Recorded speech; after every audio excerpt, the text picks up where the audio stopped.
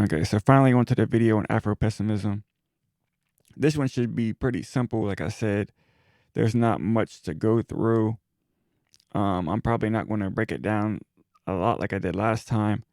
I think it's pretty simple and straightforward in comparison. And I didn't like clip a whole bunch of videos together of people who promote Afro-Pessimism. I mean, I'm not really familiar with a lot of the people if they have like, sort of platforms like some of the other type of ideologies have.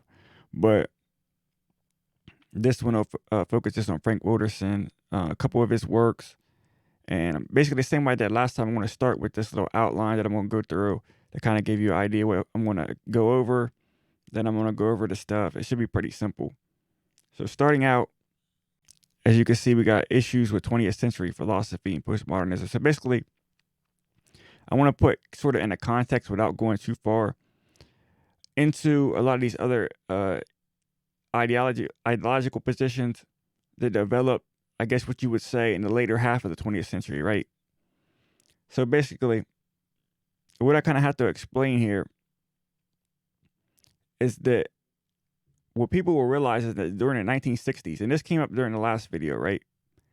The 1960s happened. Towards the end of the 60s and the movements that developed in the 70s, what you had was certain reactions and explanations to what happened during the 60s that sort of kind of affected, different branching ideologies moving forward. Usually with regard to the Black Power movement, most of them at least reacted to the Black Power movement, but radical movements just in general during the 60s. The 60s anti-war, civil rights movement. I mean, it's across the board, right? And what you have after that is these other groups kind of form based on their responses to the reactions, right?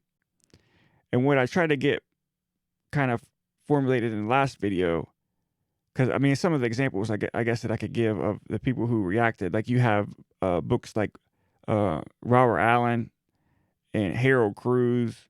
Like you have like the a crisis of a Negro intellectual. You have the what was the one Black Awakening in capitalist America or something like that. And then you have obviously, the rise of like, feminism. You have critical race theory, and then you have like deviations from these, and then obviously you have maybe like what we call like an Afrocentric response, right? That kind of rises up. A Black nationalist response. You have people who remain in alignment with, the Black radical, like the Black Power nationalism, right? So you have all these different movements that spring up. Obviously, you have the mainstream liberal democratic movements as well, right? And going back, on to my next point. Going back, I'm going to show basically a lack of intellectual antecedents and intellectual deviations that took place during this period. But I'm not going to, like I said, I'm not going to go into detail about this. I'm just going to go kind of over like a nice little overview, right? Not even I wouldn't even call it even an overview. I'm just going to point out what I feel was, where you could see Afro-pessimism responding to, basically.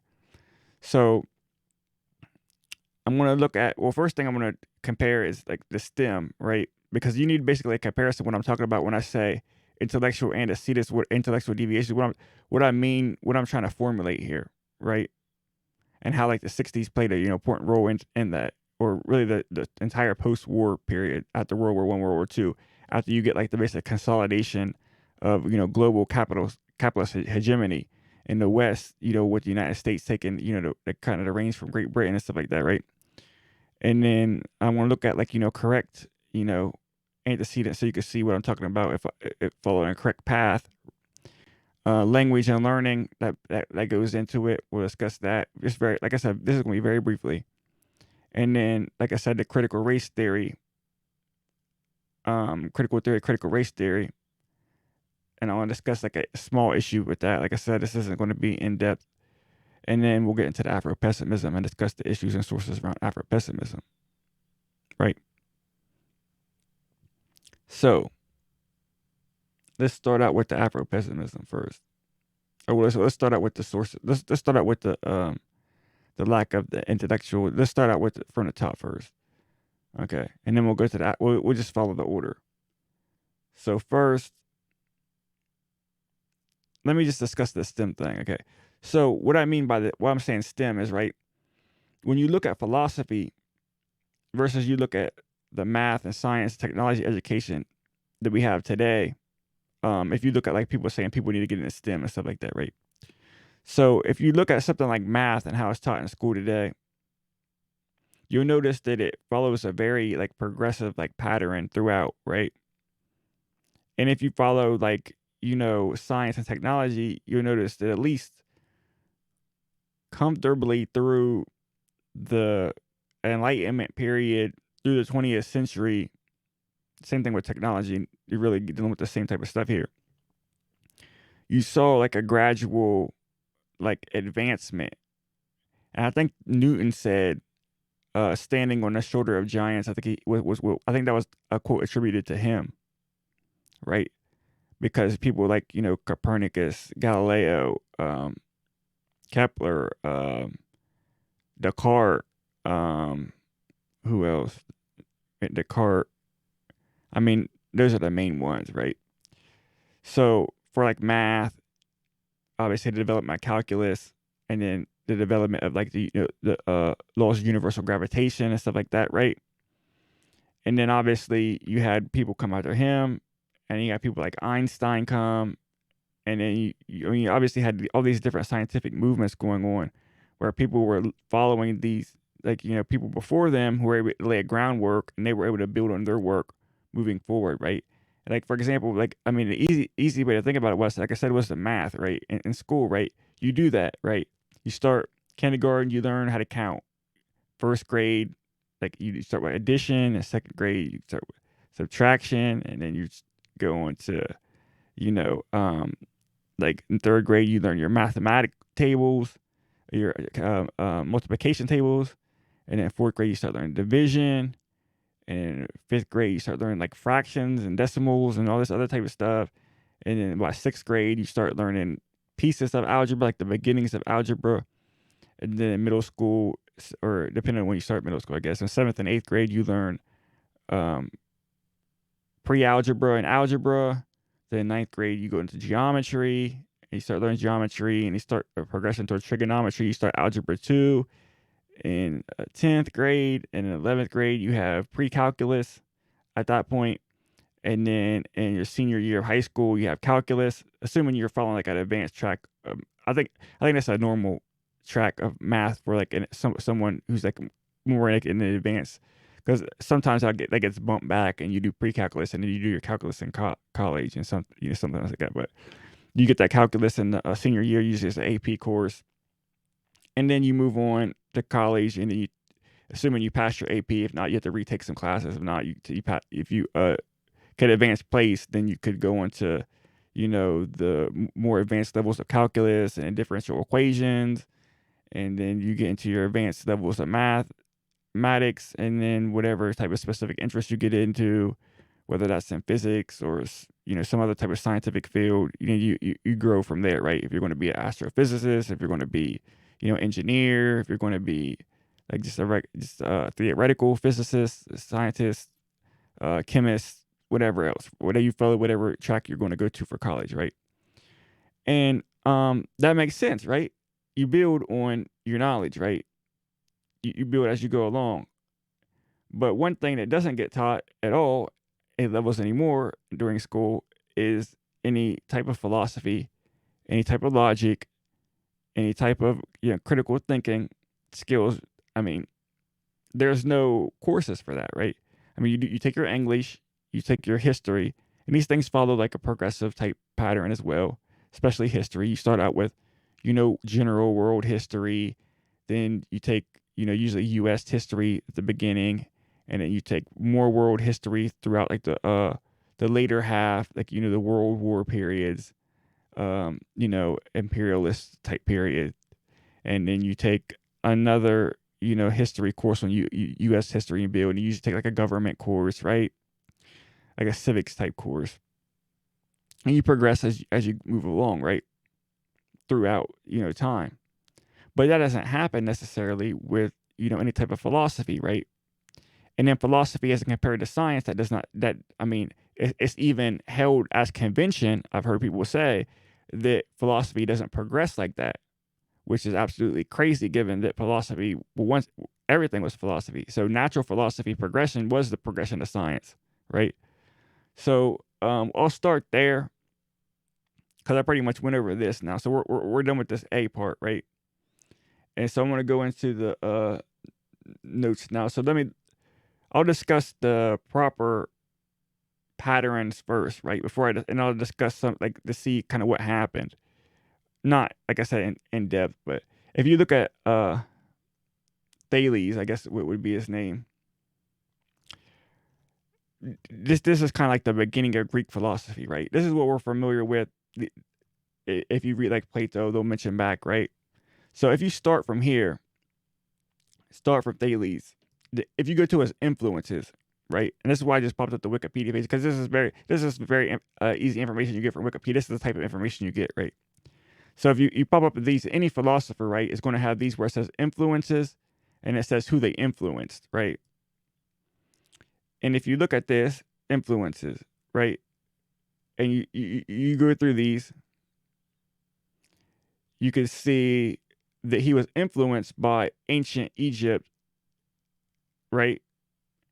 And one thing that the Greek philosophers, like I mentioned this about my last video. If you watch my last video, you'll know I mentioned Aristotle and how he was talking about the Greek influence. Plato talks about the Greek influence. Not the Greek, but the Egyptian influence, right? So this is discussed, right? And also, what I mentioned in that video was how Aristotle was talking about how ancient Egypt was. So even to them, it was like, as far as they knew, like one of the oldest of civilizations, right? So Egypt had like the influence. If you want to go back in history, as far as we can go back in history, a lot of people, and like obviously this is an archaeological debate, right? But to not get to our archaeological debate, the understanding from the ancient Greeks themselves, from Aristotle, was that the knowledge went back through Egypt. They're the ones that went back. They went way back, right?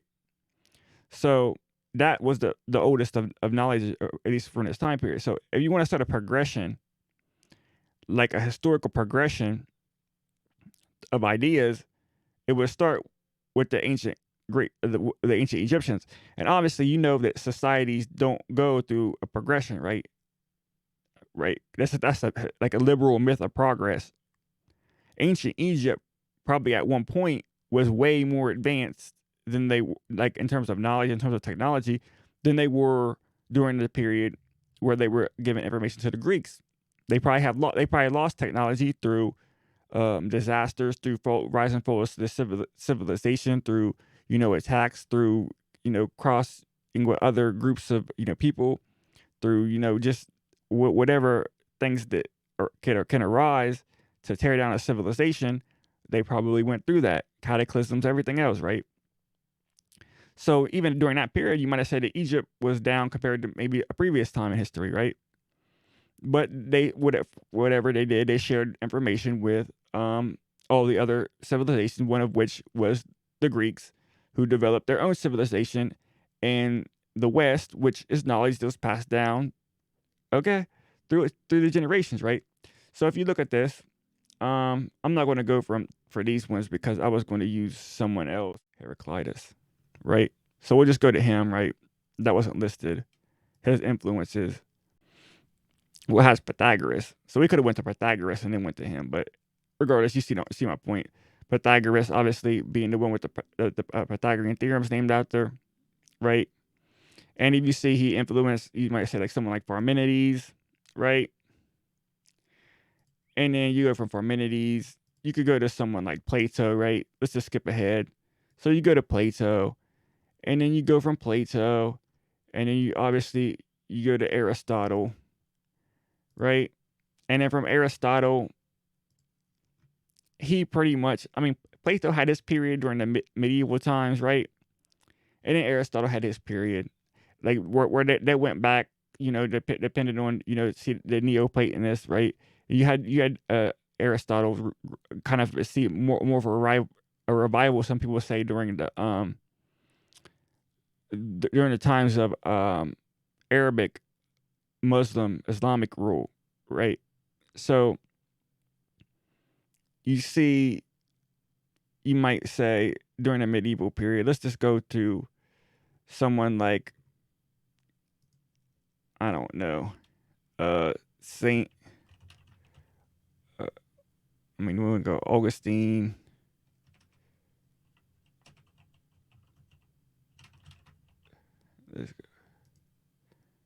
Let's go Saint Augustine, right?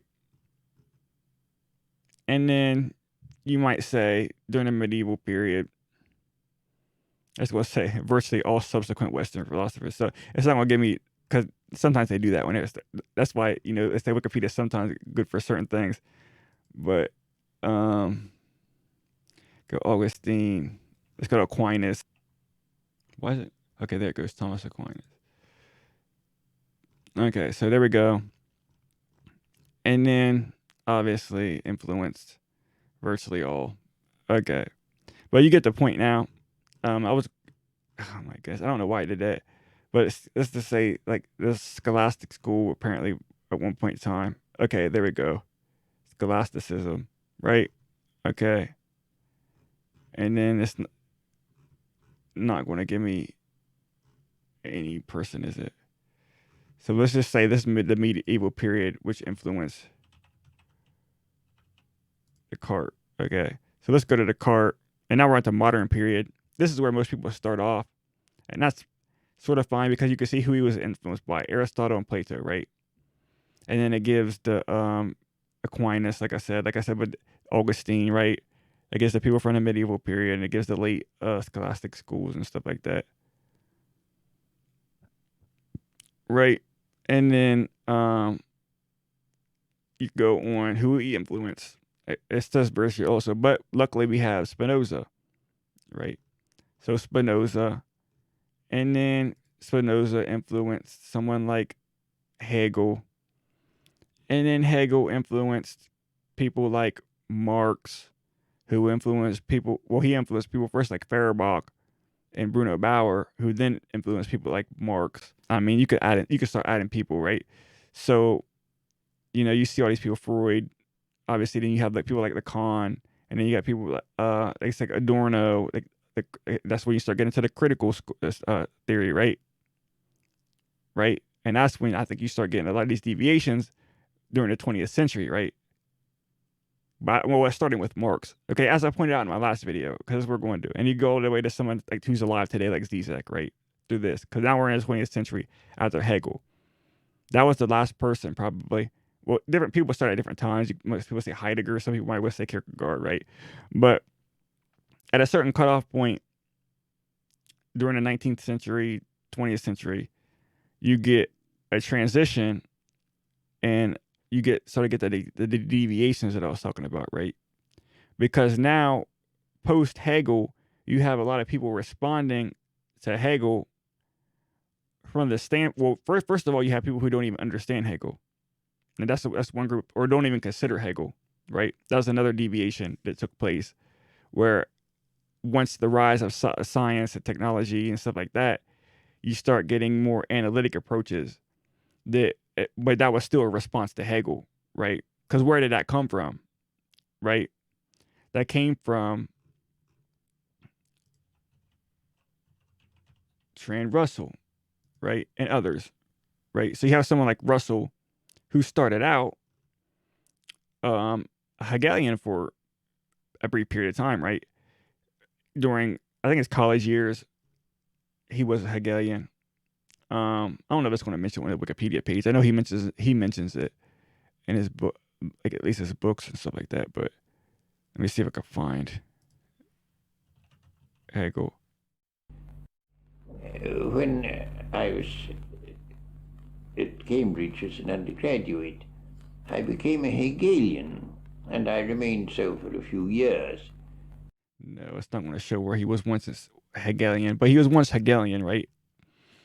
For, like I said, a brief period of time, or whatever extent, and then at some point he started rethinking, reformulating, and then he starts being like the birth of more analytic philosophy, right? You had G.E. Moore, you had Alfred North Whitehead, and Wittgenstein. Yes, mentions him on here, right? You had these type of people around Britain, right? That's why it's called the analytic tradition. And it is against the continental tradition because the continent on the continent, right? Which is why most of the people that I showed you in the other one happen to be French, right? So you have this, or happen to be either French or just on the continent in general, German, Slovenian, like Zizek, right? So when I took a course in college on philosophy, right? What I was taught, I think I took 2 courses before I dropped out. One was philosophy, like it's 101 type introduction, and one was on ethics. My mindset before I ever studied philosophy subsequently was that the progression went the ancients, obviously medieval period, then it went from Descartes to Locke to Hume to Kant, and then Kant was the cutoff. And then Kant opened up the like postmodern period for other people. And you had like Schopenhauer, then you had Kierkegaard, then you had, all these other people, Nietzsche, right? That was how, and then like obviously you move in, you had Heidegger, and all these people were kind of, and then you had Russell, and you had then you had a tradition basically trying to respond to this split based on that understanding, right?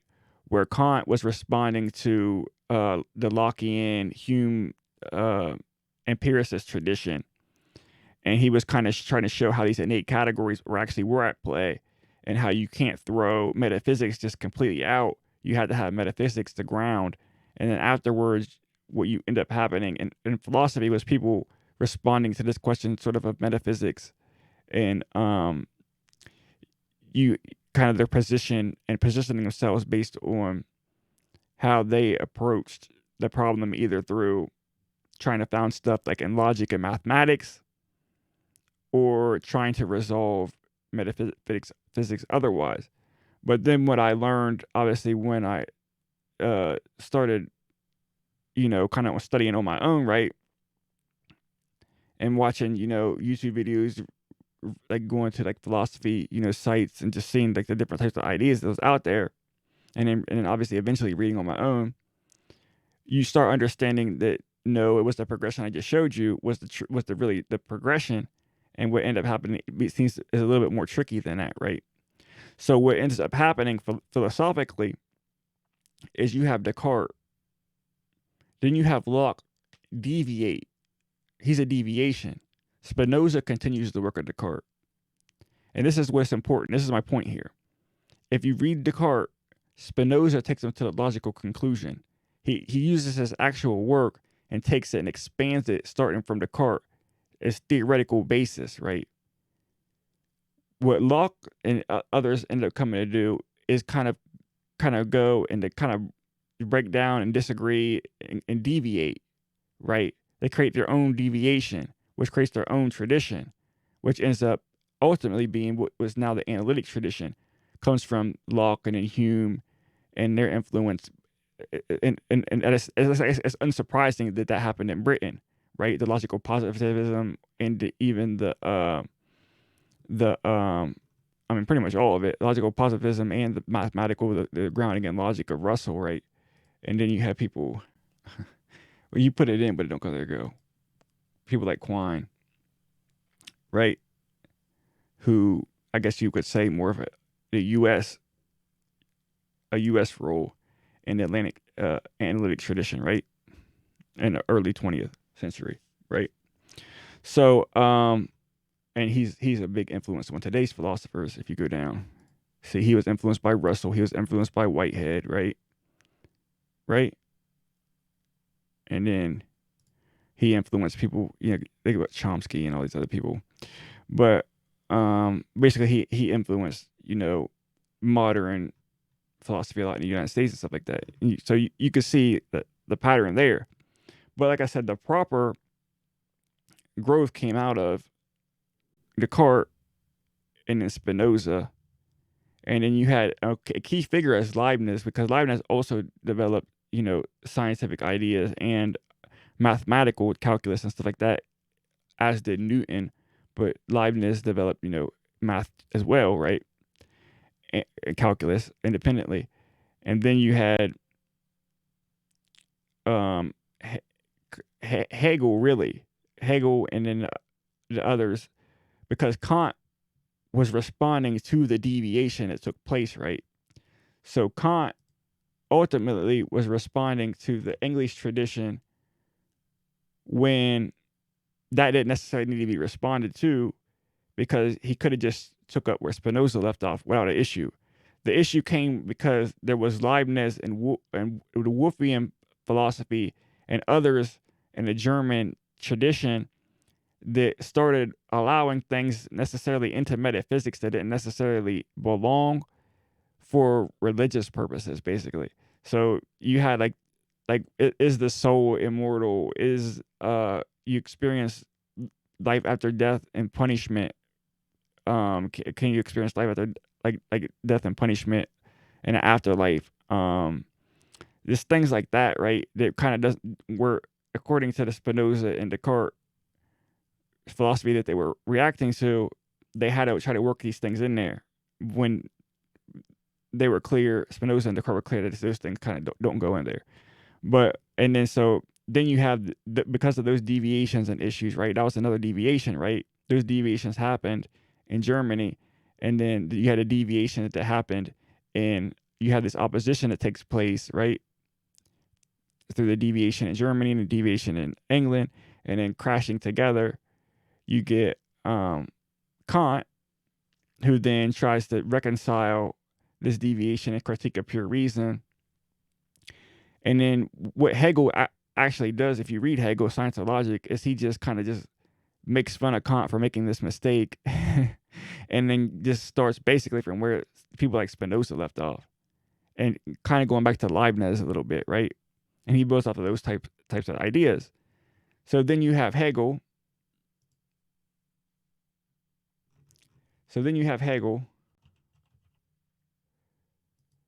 And his philosophy sort of brings everything previously together into a logic.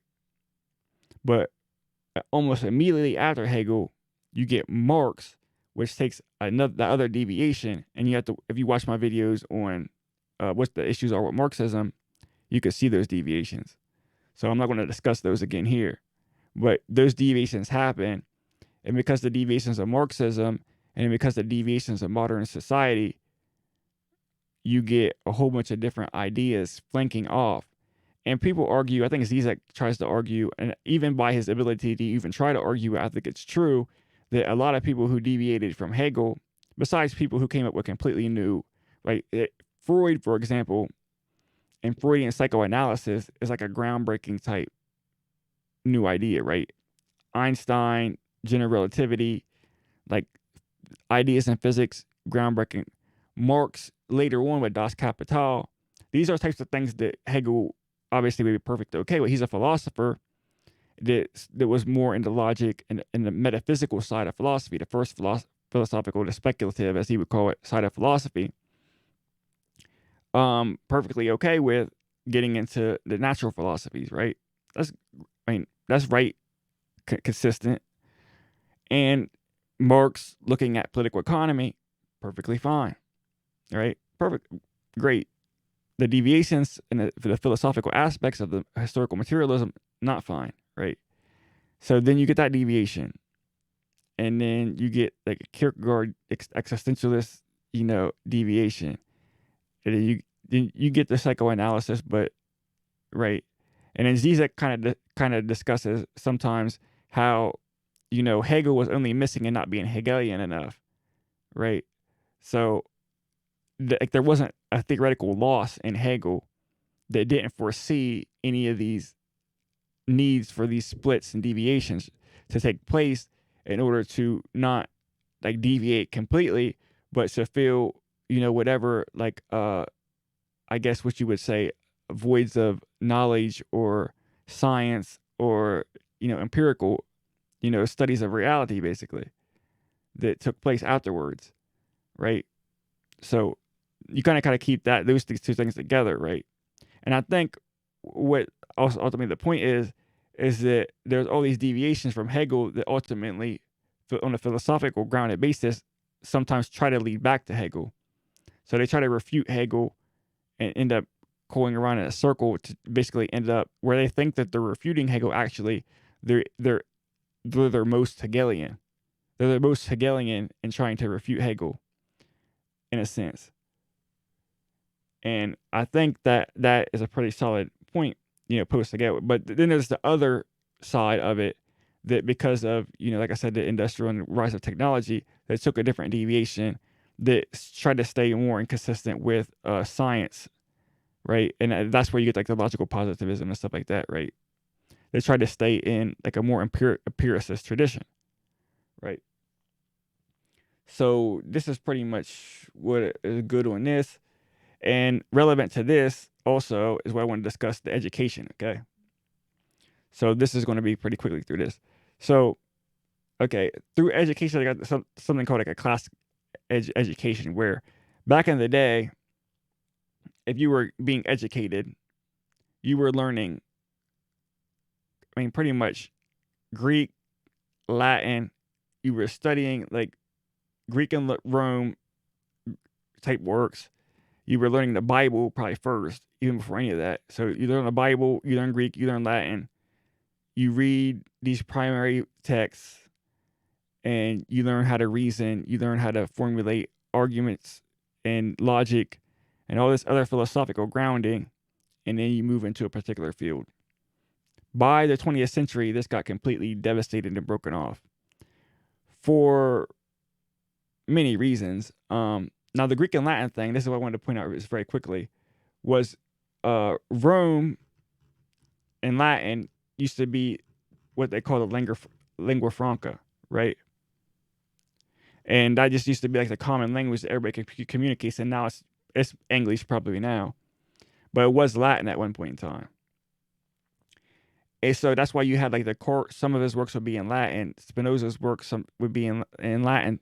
It's as you kind of moved forward, you starting even with the modern period, this started deviating really quickly because people started writing in their own language to kind of get to a wider audience, right? So that's a good thing. That's great. So the not learning Greek and Latin thing is not like the key element here, right? Just keep that in mind. What's the key element was the shift in education away from like a classic education. So it doesn't matter that you don't speak Greek and Latin, but Plato is translated, Aristotle is translated, all like the medieval, all that stuff now is translated. It's no longer in Latin. It's no longer in Greek. It's translated in English.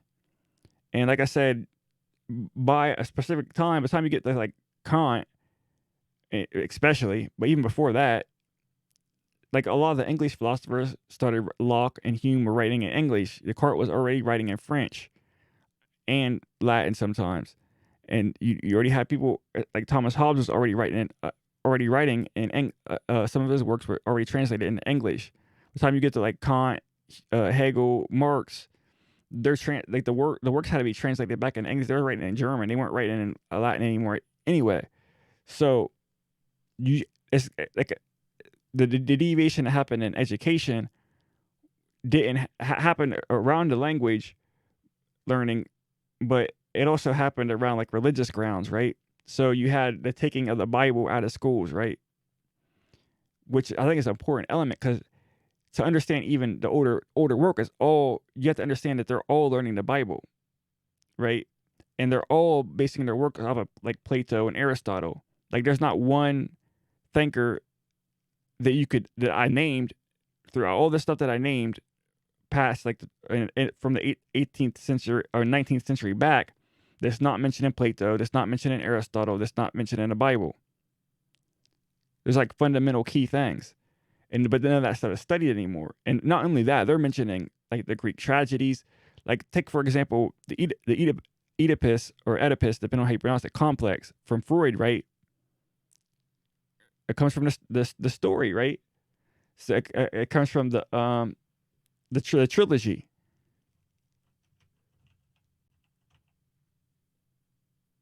right?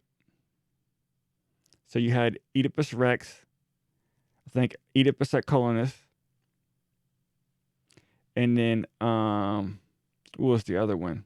Antigone, right? So they were familiar with all of these like plays and what they call the classics, right? The poems like Homer, so like the gods and goddesses of ancient Greek and all that, which again all of this was influenced by Egypt. So you're going back to ancient knowledge and building, moving forward over time, this knowledge base that had just gotten wiped completely out, right? Of the intellectual antecedents. Like I said, it just got completely wiped out. So now, moving into the 20th century, influenced a lot by the progression of education, especially as industry was increasing, because now you have other people who have input into the education system, right? So it's not just like the von Humboldt, like the German systems of we want to teach everybody, we want like moral and bright, populations, but there's a contrary, and even people working in factories and stuff like that. We don't want women and children working in factories. We want kids being able to go to school and learn and flourish. You have the counterbalance of that is people saying, well, we need to train people for industrial purposes, to work in factories, to work on farms, to support the economy, and not be poets and philosophers and thinkers and scientists like solving all these problems, right? Because we could have our own people do that, and we could develop an ideological hegemony around that, right? And that is very important because Du Bois' Talented Tenth, that's what it was all about. Because what was Du Bois responding to? And that's why I said this is going to be very important. I'm going to have to discuss that when I do look at my article series on this. He was responding to Booker T. Washington, who was being thrown out by industrialists with these ideas that black people need to be fed an industrial education. Why? Because they were trying to create workers to feed industry, to feed farms, instead of creating people who were thinkers, who were going to solve problems, and who were going to be in leadership positions, in effect, like thought like was affected during the Enlightenment period, right? Because and if you study like, ruling class, right, what happened during the Enlightenment period was in the Reformation is you had people like Martin Luther, you had people like Descartes, you had people like Copernicus, you had all these other thinkers who were putting forth scientific ideas and were putting forth moral ideas that were totally dismantling society. You couldn't keep together a society with all these new ideas that were out there, right? And the industrialists had to come up with a response to this because capitalism was starting to develop, socialism was developed, so they had to come up with something to be able to suppress these ideas from influencing, especially people from the working class, especially black people. So they came up with this, and then Du Bois' encounter to it came with the Talented Tenth, specifically for black people, saying no, we need people to learn all of these different things, right? We need people to have these like basically classic liberal arts educations, so they can be in leader positions, so they can think through all these ideas, right? So they can affect change through, they could think, they could articulate basically what the expression is from the working class, from blacks, from whoever else is trying to articulate ideas and has certain feelings and contradictions from a class perspective or however else. So that's a very important point. But as you move forward in the 20th century, there's supposed to be a disconnect that exists. And this is something that, if you look at Black Marxism, which I think I discussed, in response to people who's responding to the 20th century, you get Cedric Robinson with an analysis that basically says there's another tradition that existed that was a black radical tradition, right? And he looks at Du Bois, Cyril R. James, and others who developed like a black radical tradition. I think he makes the point in there that this was both good and bad that this wasn't recognized, right? It was good because like Du Bois didn't get elevated to a status to where like if you're not Du Boisian you can't be included in any type of discussion, right?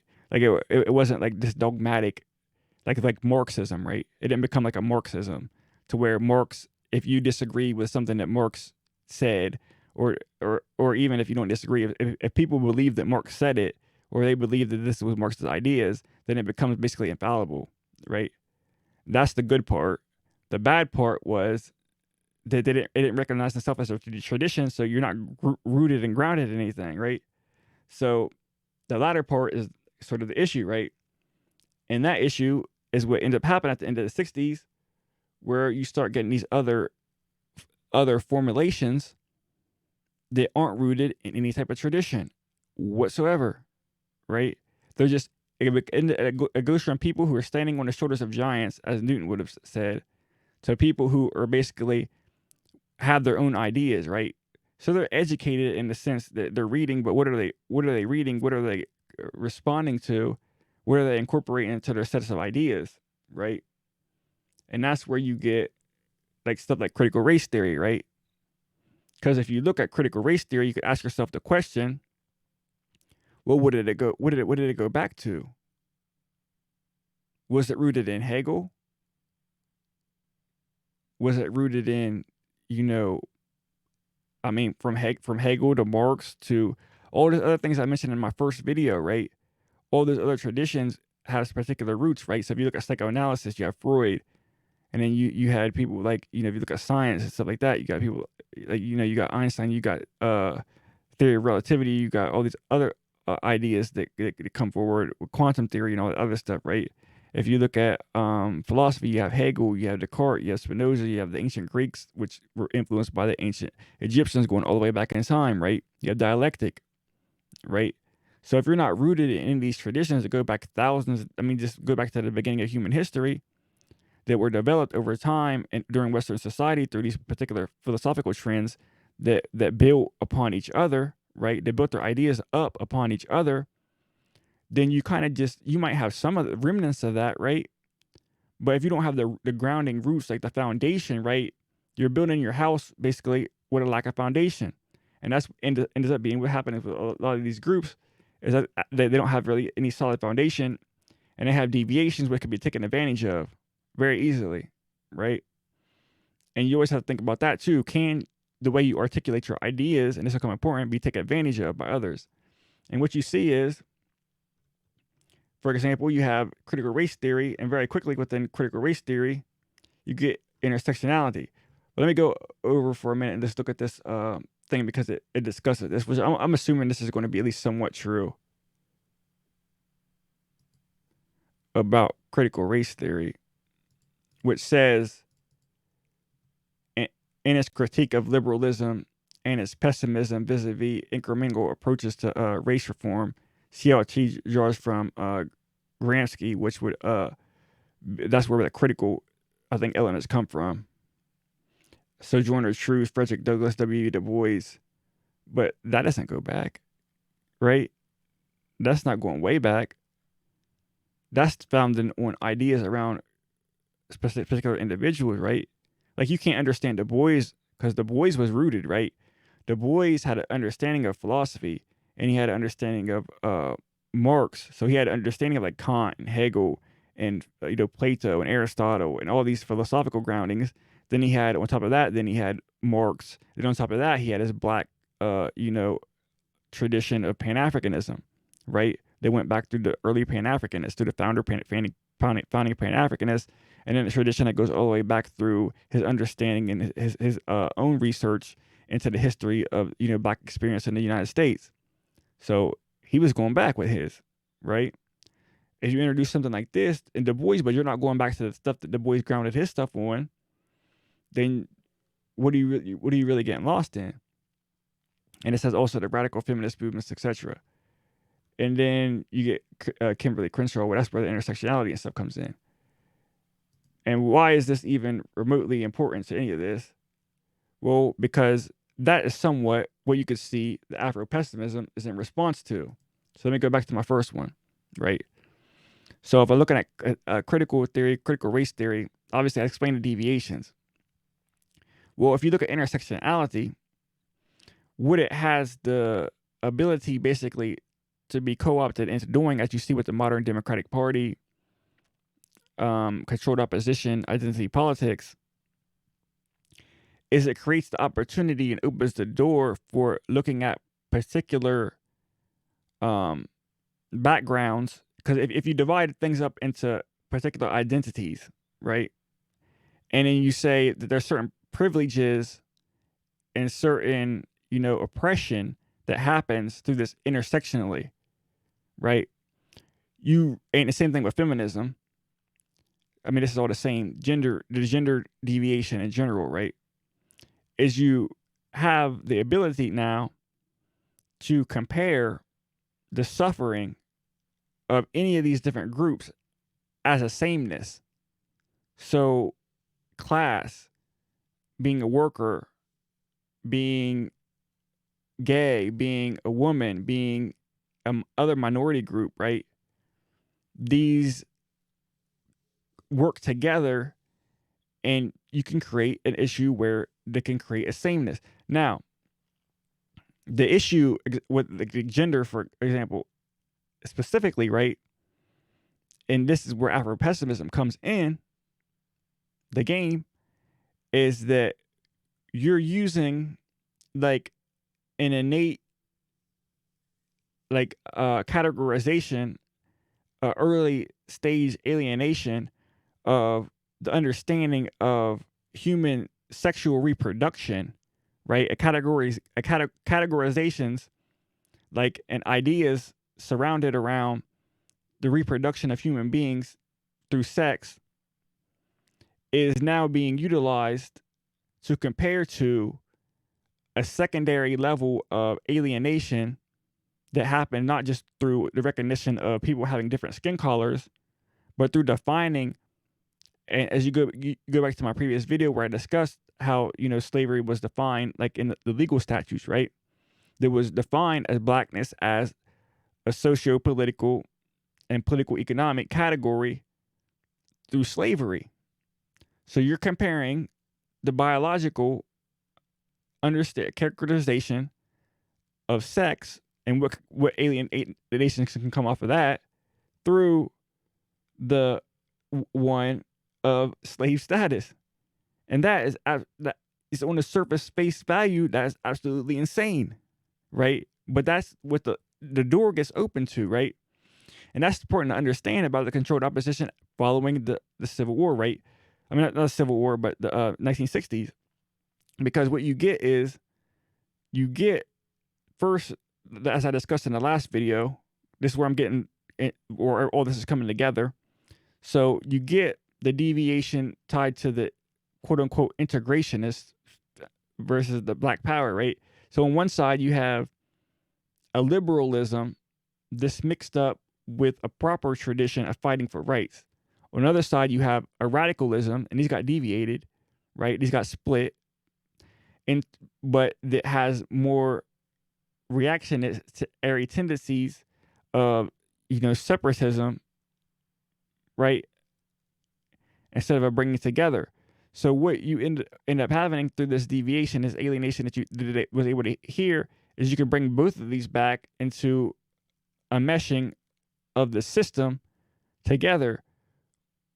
So what I mean by that is you have the one side that ends up getting co-opted in order to quote unquote integrate and assimilate these particular Black elite aspects, and then you get this other side that's able to use the Black power characterization as those Black elite aspects, and you're able to use these Black elite aspects controlled by white supremacy to be able to continue and develop a white supremacy, right? And basically what you get to do subsequently as the victor is define the history as a win of particular rights that weren't actually realized, that you could then go to say, well, this particular thing was won. Now I can move on to these other things to undermine ultimately what was at the core issue was with black people having their rights. So we could say, oh yeah, now black people have their rights. We can move on to these other groups, and we can use the equivalence of these other groups through things like identity politics to say that what is dangerous to us now is now equivalent to these other things, and we can use these other things to now distract from and co-opt and prevent the issues that exist fundamentally with the social relation to blackness and to race, right? And that is the issue that Afro-pessimism is missing, but then responding to. They're responding to the controlled opposition forces that developed this, but they're not responding to what ended up happening, which was them taking their understanding of how black is that force within society, that the race has this fundamental, as the Afro-pessimism call it, antagonism, and being able to deviate that through these other categories of identity, right? By being able to now focus on class, or be able to focus on, how these other minority groups are doing way better than black people, or to be able to focus on how it's an issue with gender and it's not an issue with race, right? To be able to create these deviations to prevent this natural antagonism from being able to take hold as the proper framework and lens and identity. And that's where Afro-pessimism essentially gets somewhat right in responding to that by saying, no, we need to recenter blackness as a primary antagonistic category, right? And now we can start with Afro-pessimism finally. So it took me about an hour almost, not quite a whole hour, but so here, let me look at my notes on Afro-pessimism now. So what Afro-pessimism does is it comes back, and we're going to look at the truth, and we're going to look at the rebuttal of some of these, like what's the issues with it. So it looks at the truth, being black as equal to slave, and slave being versus human. So slave and human, right? And then they do this through a framework of social death, NATO alienation, and Orlando Patterson's book, I think, was Slavery and Social Death, and other people, a whole bunch of other people. And the truth in that, somewhat, is blackness as a category is categorically defined by the social relation of enslavement, right? The issue with it is they don't define it such as a social relation actually operates in reality. They define it according to their own terms, basically. Second one being the collective unconsciousness and the anti-blackness is a necessity for other people's identity, right? Which that has the same issue of not properly understanding language, how language operates and how ideology operates, such that they're able to describe how it actually functions in reality. And a placeholder for that for them is to say collective unconsciousness and anti-blackness is being necessary for their identities and everybody's collective unconsciousness. Now, the truth to this is that blackness is actually pervasive ideologically throughout society. The issue, which is there's no such thing as collective consciousness. Like I said, they just made up their own consciousness to try to explain the phenomena. A conflict versus antagonism. Okay, so the issue with this is the same as with before. It just doesn't properly describe the social relation as how it actually functions in reality. They're just coming up with their own framework that's not necessarily correct, and they're getting the kernel of it correct. So the truth in these, right, the conflict versus antagonism, which I explained some of this in my previous videos, right, versus capital and labor, like the laborer versus the boss, having the working day, colonial versus natives having the land, blackness not being mediated, which is sort of the issue. That's not how the way it works in reality. But black is fundamentally antithetical in relation and cannot be analogized with these other things. That's pretty much true. But obviously it's not the way it functions. And then no transport of the capacity to the end of the world. Obviously, the truth is that ending relation is end of the world in some sense, fundamentally altering and newly rebuilding. But that's the case for pretty much in capitalism, right? can't really imagine a future to capitalism or anything like that either. So those are the issues. So I want to go over basically some like the sources. I kind of that's pretty much the video, but I'm going to go over some of the sources just to finish up. Like I said, the Afro-Pessimist stuff was going to be quick. The background took longer than the actual thing, but I could probably, I don't know if I like edit some of that out or not. I think most of them probably won't keep because this isn't going to be that long anyway. I might spend a long time going over the sources, but who cares about that? Because I could just mark at the beginning of the video, and if you just want to watch that short part that I just did, that's fine. So superficial issues with Afro-pessimism before I get into going over the sources. And I already explained fundamentally what was wrong. Fundamentally, what was wrong, if I need to repeat the point, is that they don't properly define the social relation as it functions in reality. They define it in a very simplified form that is, I guess, just sort of, I don't know, naive. I guess I don't even know how to put it. I don't want to say naive because that's kind of offensive. It's complex enough, but it just doesn't properly articulate what's happening in reality, and just kind of uses particular ideas. And some of these superficial claims kind of point that out. So admittedly, it's a simple analytic. This is according to Frank Wooderson said this. It's a simple analytic of black suffering. Not so the issue with that obviously is it goes back to it doesn't like see theory has to work such that it works at the universal level. Like I mentioned, like this theory of general relativity. So you can't think of like the planets in the solar system as just being individual planets, like of identities, right? Like I said with the intersection, you can't just like, Saturn has rings and Jupiter is big, and certain planets are gas, and certain planets, are hotter, and certain planets are colder, and certain planets, do this and that. You have to define it like in relation to each other. That's what's called a social relation, is in relationship to each other, such as you could define as overall operations. So you get into the general relativity, and that's able to describe more of how the overall system operates than even the universal gravitation. But the universal gravitation might still be universal in the sense that it's describing how all the gravitations work. But if you want to get into the general relativity, you talk about the bending of space-time and the presence of matter, and how that affects the fabric of space-time and causes the movement of the planets around the sun. And then you get into the distances from the sun, all the different interactions that gravity has at all the mass in general around it, like such as the things just traveling through space, moons, and all this other stuff. And then the energy from the sun, how energy transfers through the universe, the energy interaction with why it is in accordance to the distance away from the sun, and how that affects the heat of particular planets, the atmosphere of the planets, and how that it kind of goes in and affects the surface level temperatures and all this other type of stuff, right? So all that goes in to play here, versus just kind of a simplistic understanding. And if you don't have the overall understanding, that's what I mentioned in my first video. If you kind of simplify the entirety of the issues that we have to just pointing out the primacy, as I described it in my previous videos, of blackness with regard to revolutionary potential, which I actually pointed out in my previous videos.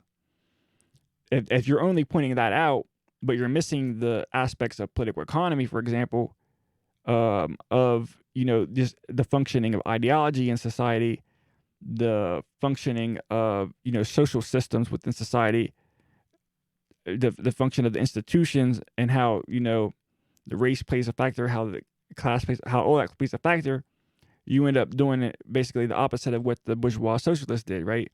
So you do kind of get into a race reductionism, but I mean it's not necessarily as bad as that, because they are doing it through something that is defining the primacy properly, right? But if you're just defining that premise, like I said, you're missing everything else. And like I said, it doesn't complete for this complete social analysis and functionality. Obviously, I just mentioned that. Admittedly, uses other people's work out of context or incorrectly applied. So, for example, Patterson disagrees that black people currently are in social death, right? Whereas they're trying to define black people today is in social death. So Orlando Patterson completely disagrees with that assessment. He even mentioned that Hortense Spillers is someone he got ideas from. She disagrees. apparently ways that they're using. I'm not sure what that was about specifically, but they mentioned that. Who else? Fanon, obviously, they utilize Fanon completely out of context and way differently than Fanon would have anticipated. I mean, that list probably goes on. They use a lot of different people's work that is somewhat out of context. I mean, obviously, the psychoanalysis I think is a big deal too. I don't think that any of their psychoanalysis is rooted in an actual understanding of psychoanalysis. It's just like they studied some psychoanalysis at one point in time. Not they. I'm talking about Frank Wilderson probably specifically. There might be Afro-pessimists that are way better at utilizing psychoanalysis. But as far as how I've heard him speak so far, the utilization of psychoanalysis is not that great. From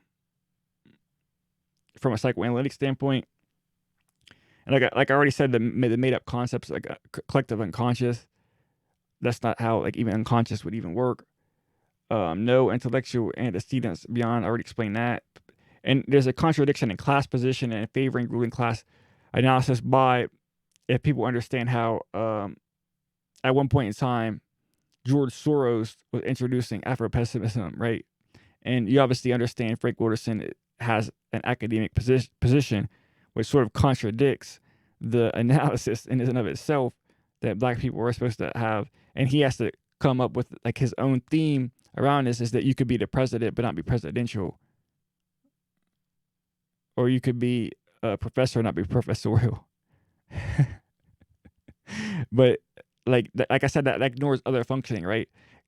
Like in the sense that like no one's gonna, if you have a credit card and you show up to a store and, or if you just have cash is a better example. If you just have cash and you show up to a store and you have hundreds of dollars and you go through self checkout and you could buy hundreds of dollars worth of food, like that's not going to care that you're black in comparison to a white person who doesn't have any money and is starving, right? And they're working, paycheck to paycheck, like every other poor person. When they go into Walmart and have $50 to spend, versus you have thousands of dollars to spend on a week's groceries, in comparison or something like that, it's just like it doesn't, you register making any sense about how blackness has anything to do with that.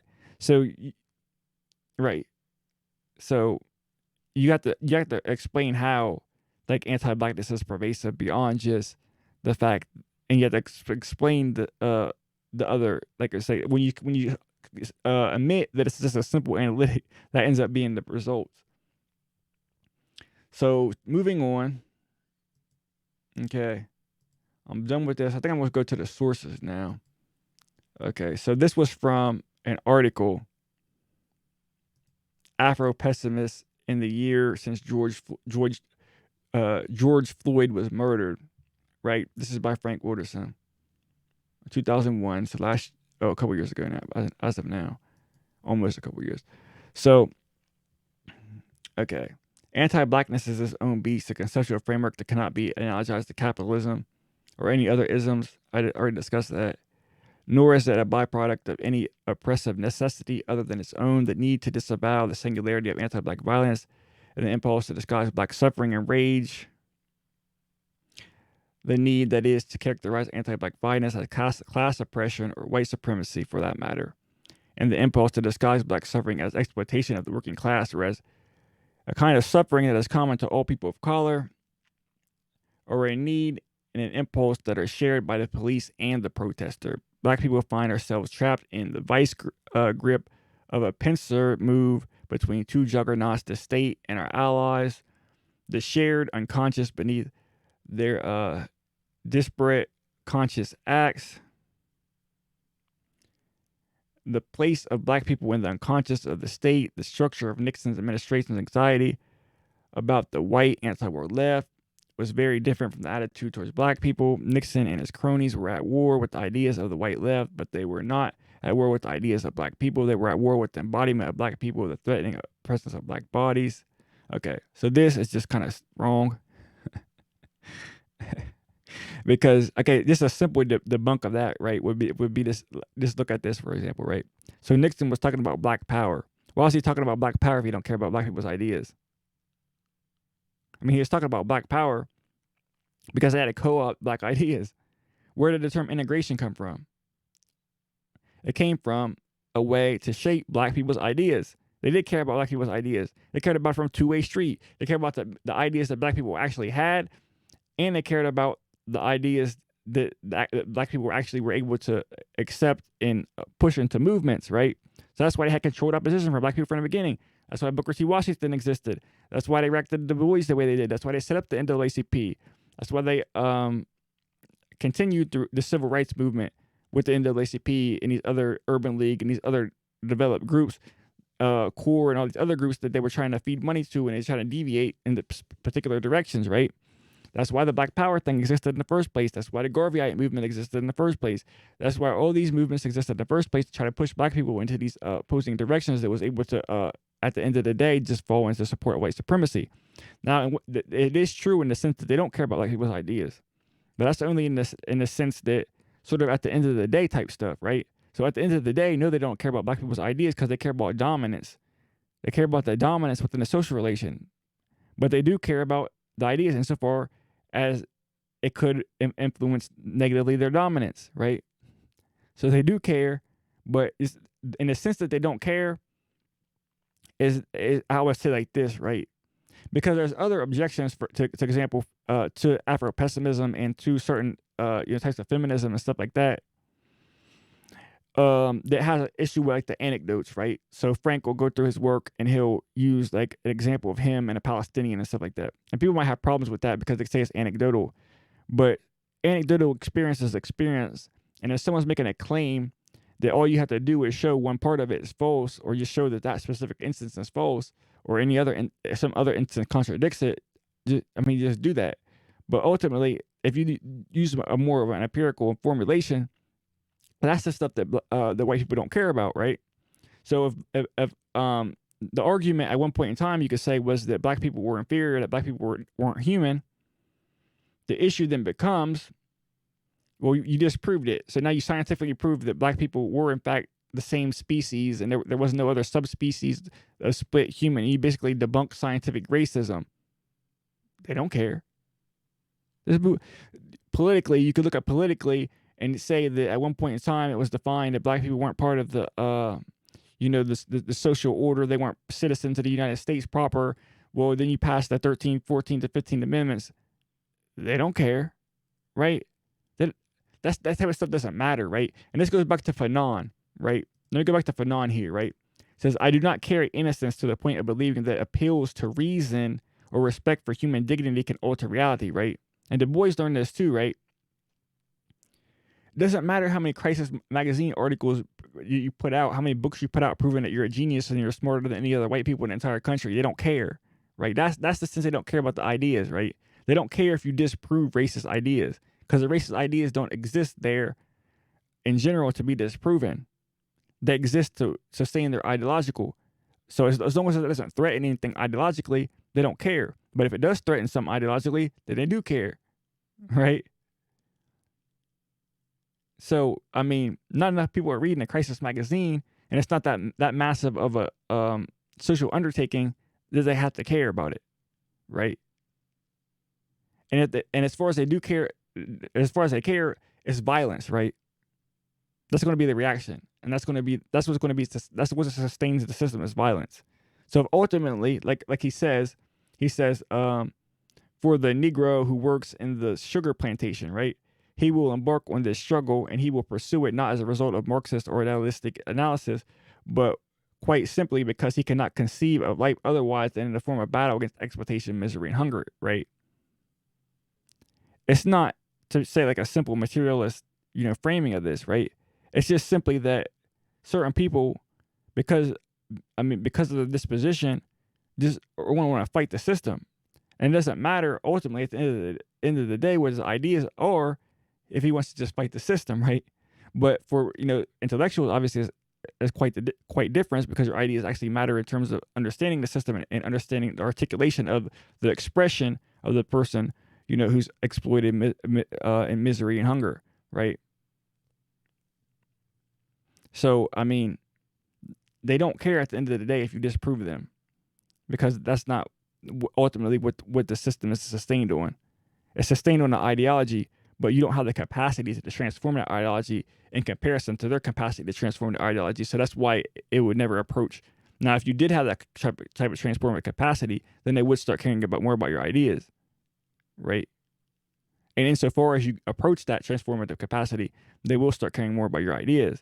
But if you don't have the capacity to transform ideology across the entire society, they're not really going to care, right? If you don't control the colleges and universities, if you don't control the media, if you don't control large media apparatuses, they don't care. But obviously they cared, because back during Booker T. Washington's time, when Du Bois was against him, what were they doing? They were buying all the black newspapers. They were trying to get all the black people that were smart to go to Tuskegee so they could control their ideas. And if you opposed Booker T. Washington's ideas, which were the ideas of the industrialists, the white industrialists, then they would get you fired. They would get you removed from your positions. They get you defunded. You lose your job. So if they didn't care about black people's ideas, then why were they trying to fight black people's ideas historically? If they didn't care about black people's ideas, then why, in response to Du Bois's ideas, that they say, hey, you better start this integrationist path. You better start this separatist path, in response to Du Bois. Both of these movements were in response to Du Bois' ideas. But they didn't care. They obviously cared about the ideas. They obviously cared about the ideas, right? Now, he's true. This is true in a sense, because I know what he's thinking, right? But that's why I say it's too simplistic, because what he's thinking is that if you go to a white person and you try to explain to them why they should center black people, as far as a thing that's going to just totally dismantle their worldview and ideology. But see, that's why you got to have a critique of ideology and understand why. Well, it does, because it breaks down their entire ideology. See, people form ideologies based on their just inherent. Like, this is what I discussed in the videos about Marxism and Zizek, when Zizek discusses ideology, right? It's your inherent, just your natural, spontaneous relation to the world, which is always going to be centered on yourself ultimately as the protagonist of the world. There are very few people who center other people as a protagonist, and when they do, usually, the majority of the time, it's like in a Marxist sense where it's saying that I'm speaking on behalf of, when that's not even right. This is like I showed in the bourgeois socialist video, right? Where they're saying we're speaking on behalf of workers, but then you see the authentic expression of it. And then what ends up happening is all of a sudden, you get poor people talking about, oh, it's the boule, and you get upset. And you get poor people talking about, well, authenticity, and then you get upset, right? And that's just sort of the issue, is that people always center themselves in their ideological framework, and very rarely do you get someone to say, I'm basically not part of it at all, which Fanon almost did in a sense, right? Step back a little bit, right? Step back a little bit and say, it's the colonized. I might not represent that. Maybe I do. Maybe I don't. But I'm going to look at it from an objective, scientific standpoint, right? And whether or not I fall into that class or not is kind of irrelevant, right? Versus what Frank's doing is saying that he falls into that class, right? And that he has the exact same issue then as what he's claiming these white Marxists have when they're trying to center themselves, like the black Marxist bourgeois socialists that I showed in the last video, who are trying to center themselves as a part of this 99%, for example, as a part of this overall race solidarity, right? Right. So that's what he's getting at, that they don't have a connect to. Well, obviously, if they center this 99% as this revolutionary factor, they're not going to be able to articulate black as that revolutionary factor as you are through your experiences, right? Clearly, because they can't ideologically understand it. And that's where he's getting into this unconscious thing. What he's talking about is ideological, not in terms of an unconscious, because this is very conscious. Anti-blackness is very conscious. People are very conscious of anti-blackness. It's not something that functions unconsciously, right? It's very much in the forefront of, elements of society, right? That's not even how the unconscious even functions like that anyway, right? Unconscious is just, kind of functions way differently than what he's describing as what is ultimately an ideological function, and a function of just basically, bias and stuff like that, right? But ultimately, yeah, I mean, they're not going to be able to articulate in the same way that a black person is able to articulate, and it is going to be a threat, but it's a threat to their ideological position and how they're able to understand the world, not necessarily how they're able to understand themselves and their identity per se, right? Because they obviously understand their identities outside of understanding of blackness, or else they would agree with the understanding of blackness in that sense in the first place, right? If they already articulated blackness, but that's why they have to attribute it to the unconscious, though, right? Because if they didn't attribute it to the unconscious, then they wouldn't be able to articulate where it comes from. But see, if you understand it ideologically, what you understand is that they can't articulate from the standpoint of blackness, because if they did, their ideological position would fall apart, because they're centering the proletariat. So if they centered black people, so it's self-contradictory if you understand what I'm saying about their ideological view of this being collective something. If it was conscious, it would be a lot more contradictory than if they just make up this theoretical framework of the unconscious and put it there. Then it could say, oh, well, people was doing it and they're not really necessarily conscious of it. It's something that has to be expressed through, analytic positions, such that, when I'm talking to this Palestinian and he's crying and he's grieving, that he says, something about, a black person, patting down someone at a checkpoint or something like that.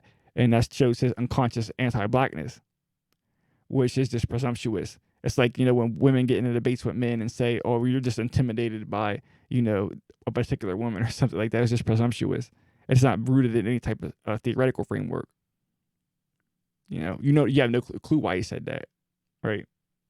You're just guessing. So, that's that. I think I'm done with the black skin, but let me go. Okay. So, what kinds of political strategies of redress can be deployed by a sentient being who is always already outside of the political, and most importantly, who's exiled? White women depend on for their own categorical coherence, is what I was just talking about.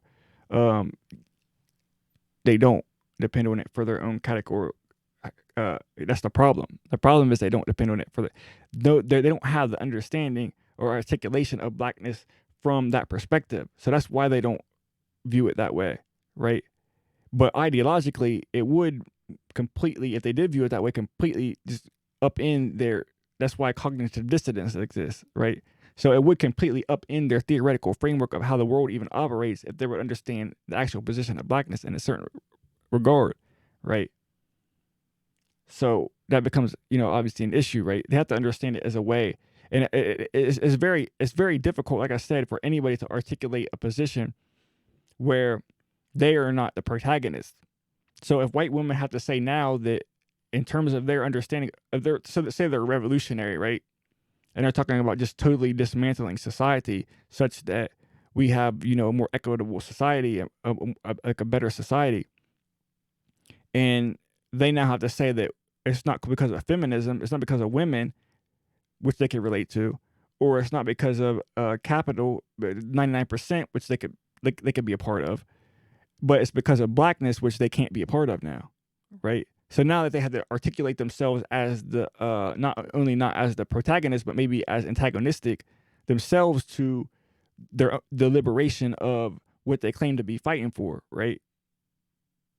That's a difficult. That's even psychologically difficult for anybody to even approach, right? That's an ideological issue. That's not a one with the conscious and unconscious, right? See, that's old. You need to get to the critique of ideology, which is the later part philosophy of the later part of the 20th century, right? The critique of ideology and social. That's what critical, stuff was really supposed to be about, right? The critique of ideology, social relations, generally through concepts like alienation, like I explained in my previous videos, right? So the regime of violence that structures and saturates black makes us an object of accumulation rather than alienated subjects of exploitation. I'll get to that in a minute. But a poor white person and a rich black person almost debunks like the entirety of Afro-Pessimism, right? Because you really can't explain that from like any type of reasonable standpoint, right? Like for example, if everybody has to understand themselves through anti-blackness or blackness, right? then that would position black people at a position such that they would be necessary almost within the system, right? Like they have an inherent necessity in the system, but that inherent necessity gives them an importance within the system. Like they're vital. They're a vital element in maintaining the overall, social structure. So say a poor white person exists, right? And I might be able to, I'll work this video when I'll show a clip of how, during the Jim Crow type period and before, during slavery, how poor black people enslaved otherwise, or maybe just sharecroppers and stuff like that, viewed poor white people in the South, right? Union General Hatch said, "At issue in the South is not what shall be done with the Negro, but what shall be done with the whites. They were the victims of poverty and poor land, of malaria and hookworm, about whom the Negroes used to sing, 'You can't make a living on sandy land. I'd rather be a nigger than a poor white man.'"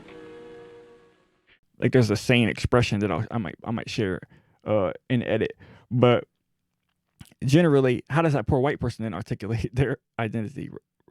Their identity is not even articulated then, because black people could even socioeconomically be above them, but they have no, but they don't even have a vital importance to the society as such. So I mean, like, where is their like articulation even within this framework? Like, how are they even exist? I mean, like, you're even reproducing that anti-ness in a sense, right? So poor white people are so excluded from the overall system that they don't even make it into your theoretical framework. They can't even exist within reality at all. They're just totally invisible, right? So you're necessarily vital to the system. They're not even vital to the system. Their total existence is just totally irrelevant, right? Apparently. So let me move on. This is the main thing that I really wanted to discuss. I think I'll read some of this just because this was a good little quote. It says, if Afro-Pessimism argues blacks are not human subjects but are instead structurally inert props, implements for the execution of white and non-black fantasies and sadomasochistic pleasures, then this also means that at a higher level of abstraction, the claims of universal humanity that the above theories also ascribe to, hobbled by the meta-aporia, a contradiction that manifests whenever one looks seriously at the structure of black suffering in comparison to the presumed universal structure of all sentient beings. Again, black people embody a meta-aporia for political thought and action. Black people are the wrench in the works. Okay, the issue with this, obviously, is that, okay, and this is one, like, if I just the issue with black Afro-pessimism and with statement is they're confusing like alienation, like anti-black. They're confusing like, the ends of where anti-blackness is as the starting point versus anti-blackness as like the result. So there's levels of alienation, like I discussed in the first video, like the alienation, the reification, and the fetishism. They're kind of like mixing that up in a sense, because ultimately what you have here is like the initial alienation of is not from blacks to humans. That's a later development and alienation process, right? And almost as a justification for, not as the initial framework, right? And that causes an issue, right, with their framing, right? Because it wasn't just blacks versus humans; it was black versus white, non-white, and then you get a development of black as a subhuman category, right? So, and also just to understand like that as an alienation, the removal of that alienation obviously does give you back humanness, right? But yeah, I see what he's trying to say in terms of that creates an antagonism within their framework, but not a humanist framework. It creates a humanism generally, right?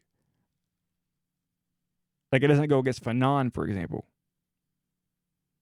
It just goes against the people who don't center that way, right? But then, like I mentioned earlier, but claim to fighting for a particular agenda. So blacks do not function as political subjects. Instead, our flesh and energies are institutionalized as post-colonial, immigrant, feminists, etc. I mentioned that already when I discussed how they're confusing like the result of this deviation that took place post civil rights movement that allowed for this type of thing to happen more and more with the kind of the foundation of it, right? Like I said, they're confusing like the levels of the alienation, right? Because they're not properly articulating how alienation functions. Because they don't have the grounding in Hegel, they don't have the grounding in Marx or in Fanon even to do that, right? They read Fanon probably without reading Marx, without reading Hegel, without reading Plato, without getting a development of how dialectic functions. And then they probably read, Lacan without reading any Freud, or they probably never read Freud. And then they probably never read Freud and Hegel, which understand Freud through a Hegelian lens or understand Lacan through a Hegelian lens. They don't understand like the way language functions, and generally they're just adopting linguistic categories from linguists without actually themselves understanding how language even functions complexly. So, and they're contradicting themselves on how language functions. So, but anyways, a black radical agenda is terrifying to most people on the left. Think Bernie Sanders because it emanates from a condition of suffering, which Bernie Sanders is not even on the left. So that's one huge issue. Because it emanates from a condition of suffering for which there is no imaginable strategy for redress. Well, there was. I showed this in the last video, right? No, I didn't show this part. But I didn't show where Bernie Sanders talks about reparations and kind of beats around the bush. Reparations is the solution, obviously, for redress, obviously. Like a big elephant in the room as far as Afro-Pessimism goes. But they're obviously not going to give that for the obvious reason. Because it would challenge the system, as I mentioned in the previous videos. But then, insert Barack Obama.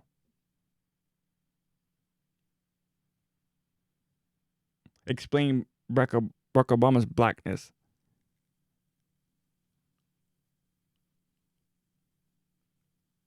I mean, is it people making fun of him like they made fun of Bush? Like they hated Bush? Like they made fun of Trump? Like they hated Trump? Because if you want to use the argument president but not presidential, then what was Trump? Because Trump was probably seen as the least presidential president of all time, but he's a rich white man. But you'd have an issue explaining how that could be possible through the simplistic view of Afro-Pessimism.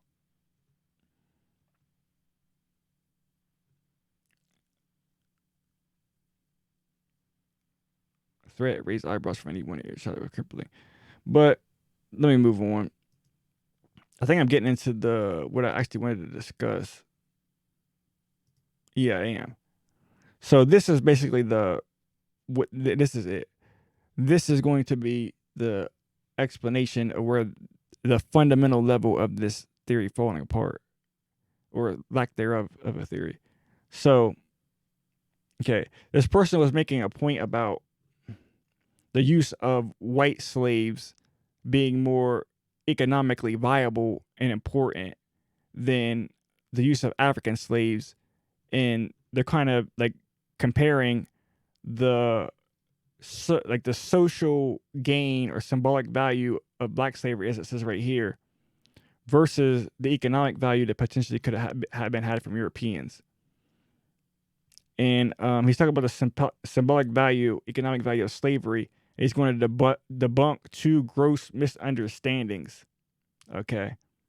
And one is that work or alienation and exploitation, which I don't know what that has to do with work, but alienation and exploitation is a constituent element of slavery.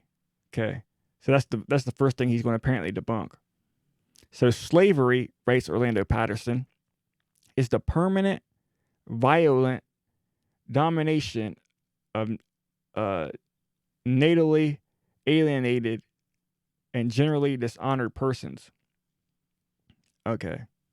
Patterson goes to great lengths to de-link these constituent elements of slavery from labor that one is typically forced to perform when one is enslaved. Forced labor is not a constituent of enslavement because whereas it explains a common practice, it does not define the structure of power relation between those who are slaves and those who are not. Okay. In pursuit of his constituent elements of slavery, a line of inquiry that helps us separate experience events from ontology. He didn't put this big old thing in quotes. The capacity of power or lack thereof lodged in distinct, irreconcilable subject positions, humans and slaves. Patterson helps us denaturalize the link between forced labor so that we can theorize the former as a phenomenon that positions a body ontologically, paradigmatically, and the later is as a possible but not inevitable experience of someone who is socially dead, right? Issue. This and like this is the reason why if you need the philosophical grounding, right? Because you'll be able to see the logical error that was made right here. This is what you call an equivocation fallacy, in the sense that when he says alienation, exploitation, and work, what he's talking about is the if I go back is the capital and labor conflict and versus antagonism. He's talking about capital. He's talking about Marx and Marxism and political economic understanding. The issue is that's political economic understanding. And when you do a political economic analysis, how is slavery defined? As a class, an economic class antagonism, right? As a class struggle, as a class, as a political economic class, in a category of what's capital is a social relation of production, right? A production, of producing wealth, right? So you can't, when you're critiquing, decide that, hey, these people, now this is where, like in totality, this is where like when you talk about the simplistic lens gets an issue, because when you critique something, you have to show how it's limited or how it's incorrect, right? And you can't do that if it's correct, but what you're trying to say is correct from is because you want to use a different definition. That's the equivocation fallacy. So they're defining the social political relation, whereas Marx, for example, was defining the political economic relation. Now, if you want to state, like I did in my videos, where I showed that Marx was limited in the sense that he wasn't understanding the socio-political implications, which he actually did, but he sort of ignored to center the proletariat as a primacy in terms of revolutionary potential. If you do that, like I did, that's obviously extending the argument of Marx, but he's, in this sense, trying to use a different theoretical framework of understanding slavery, where it doesn't apply to a political economic reality that Marx is analyzing. So it's not that that's wrong to bring that up. It's that you can't use that to say that forced labor is not a constituent element of enslavement when it is from a political economic category. It is, in fact, that's literally the definition of slavery. See, when Marx says slavery, or when people say wage slavery, for example, you know what they're talking about. When people say serfdom is a form of slavery, you know what they're talking about. When people say forced labor is slavery, you know what they're talking about.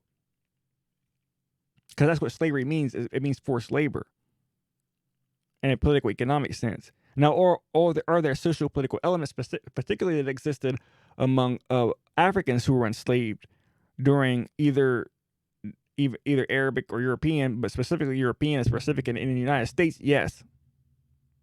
There were specific socio-political differences that existed between a wage slave and, right? And they could point that out, right? But the issue is that slavery was ultimately a forced labor phenomenon, right? I mean, let's go. That's why I brought this up. Let's go right here. Slavery. So obviously, there's two elements, right? There's chattel slavery. See, the difference between the slavery that they're potentially talking about is the difference between, like, for example, the slavery in the American South was race based ultimately, but it was based on like if you the John C. Hurd quote that I quoted that showed the difference between what Europeans were ended up doing, particularly in the southern United States versus what was done historically. It was based on physical appearances and phenotypical categories of and geographical location of where they were receiving the slaves from Africa as the defining of the slave category and status, right? Now, the issue, I guess, that's a difference, right? But historically, when you talk about slavery in general, that's not what you're talking about. You're not talking chattel slavery in and of itself is a particular kind of slavery. Race-based, with all the other context, chattel slavery is a different kind of chattel slavery. So you're talking about a subcategory of a subcategory. But just in general, someone forbidden to quit serving an enslaver and is treated by the enslaver as property. Obviously, that's a category of chattel slavery. Slavery typically involves some form of work, while the worker's location or residence is dictated by the enslaver. Now, slavery always requires a form of work by the political economic understanding of Marxism. If you're sexually abused, even that's considered particular type of interact. See, labor is defined, in that sense as some type of gain from the interaction with the environment. Like, remember, see, that's why you gotta go back to my earlier videos where I broke that down, right? That's why I broke that down, because I said, oh, that's going to become important, right? So it says, in chattel slavery, the slave is personal property of the slave owner. In economics, the term de facto slavery describes the condition of unfree labor and forced labor that most slaves endure.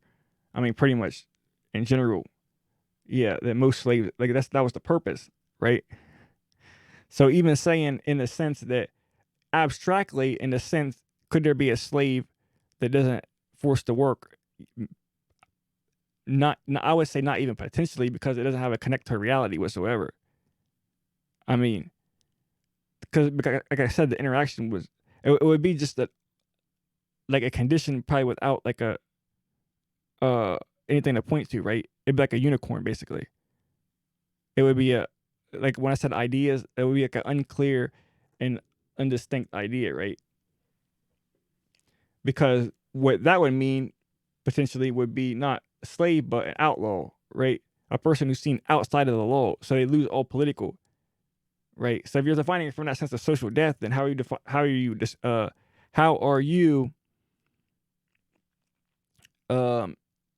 differentiating social death from outlaw, slavery from outlaw?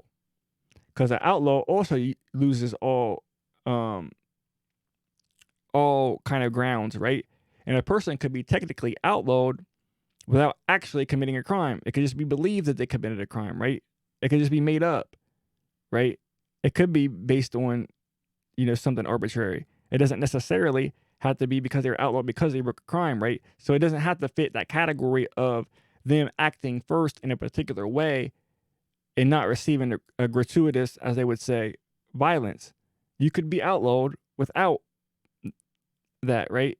The constituent element of slavery is, in fact, that the reason why you're being quote unquote outlawed is for purposes of some social or economic gain, in the sense of production, right? In the sense of value as labor or value as object, right? As some type of value, right? And specifically, that value is actual in a production process. But all, like I said, all action of the enslaved is particularly productive in that sense, right? Because of the way labor is ultimately defined as interaction, right? So even if your service value is just, as, like I said, a sexual object, or just an object in general, an art piece, um, disposable, it's still a commodification in that sense, right?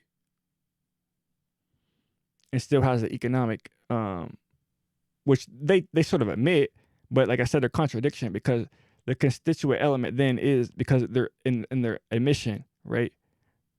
They're trying to commit fake theoretical basis because their theory has no basis. It doesn't properly differentiate. And in slavery, ancient Rome is the same.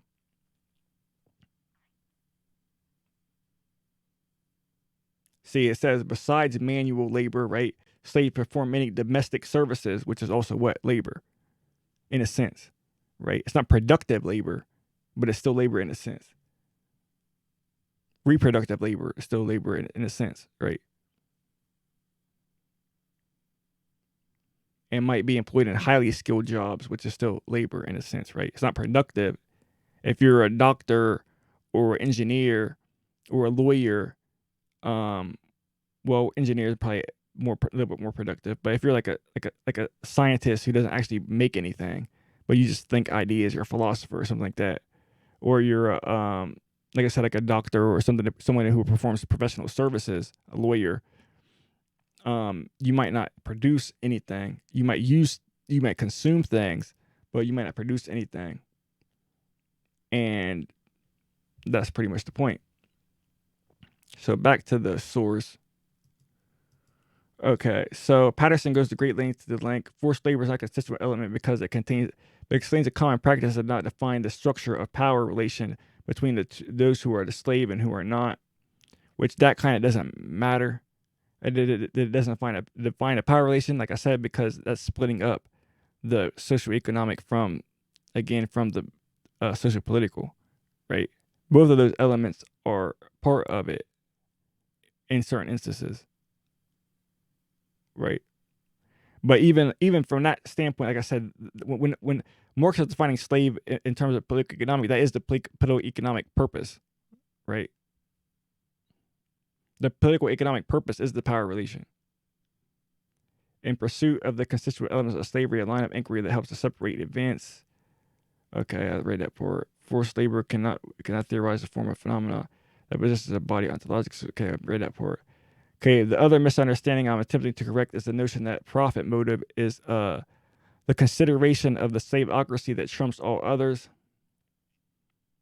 Okay, yeah, I gotta get to his point.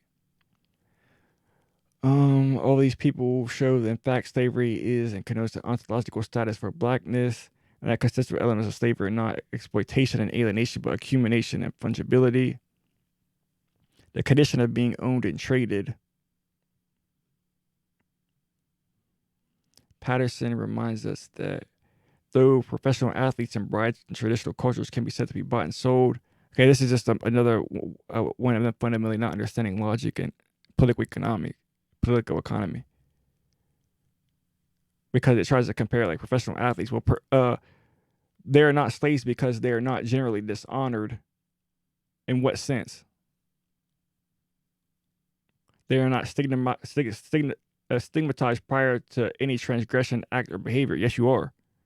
Like I said, this doesn't pass the bar of the poor white person versus the rich black person. It just doesn't pass the bar, right? So how am I not stigmatized before an act if I'm defined by political economic status? So if I walk into a store, how am I not stigmatized by the fact that I don't have any money? That's not an act, right? It's not an act. It's a political economic status. You could have money without having ever done anything. You don't get money because you do things. That would be a confusion. You get money because of your political economic status, right? That's the confusion of capitalism. That's how capitalism masks the social relation. It's a social relation that exists, a production. And you are where you are because of your social relation to production, right? You either own it or you are, right? So in that sense, yeah, a professional athlete is not the owner. They're the worker. So they are, because of their position, already generally dishonored and stigmatized prior to any transgressive act or behavior. And also, That's not true of black people, right? Where did the stigmatizing come from? And say transgressive act or behavior, right? Or behavior. Where did it come from? Remember I said last week with the Aristotle, I showed the quote, if you watched the video. What did Aristotle say about Ethiopians and dark-skinned people and Egyptians and dark-skinned people and white people? That they were cowards. And what did he say about the Western versus in Asia? Or what did he say? He said about the Asian people being smart, but the Western being high in spirit, right?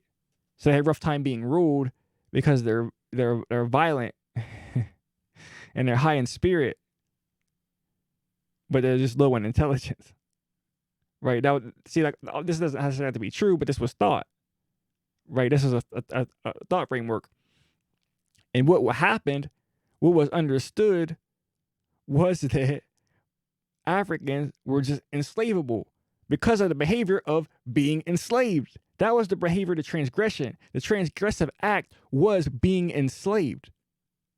You were enslaved. That's how you gained the slave status. The alternative reality is you fought back, you won, and you weren't enslaved. And the act was, and the behavior, the transgressive act that was limited, that didn't exist, was your enslavement. So you fought against your enslavement and you got freedom. That goes back to what Fanon was actually talking about, right?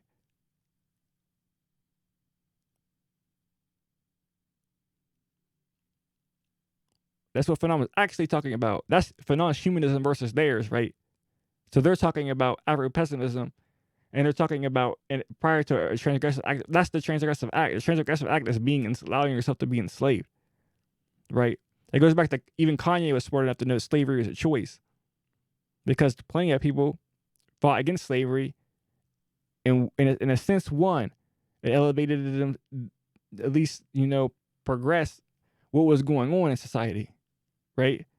They fought against it. They continue to fight against it, right?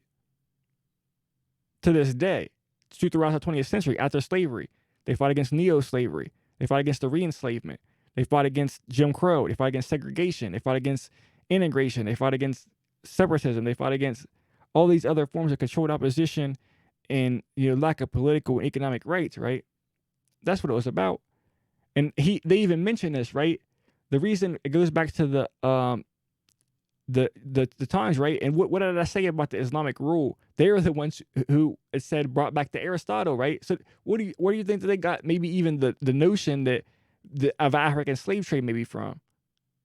Of the fact that Africans would be more easy to militaristically dominate.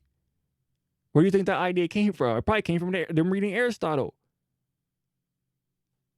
So it did come from, at least in a sense, of behavior. Or at least an idea of a behavior. Right? And they were enslaved. But guess what? People argue, and I don't know if this is necessarily true. I don't think that I don't know. But at least some people have argued that the term slave comes from Slavic, right? And I don't know if this is necessarily true, because apparently there's some issue with this. But according to widespread view, since the 18th century, it was borrowed from Slavic, right? And meaning prisoner of war, slave, because they often became captured and enslaved. So it's at least in one understanding, and it says, however, this has been disputed since the 19th century. But at one point, it was thought, at least, that the term slave came from those who were able to be enslaved, according to this theory. And obviously, this version is criticized as well, but it meant to strip the enemy killed in battle, to make booty, extract spoils of war, which was what was happening in Africa. Africa was being plundered.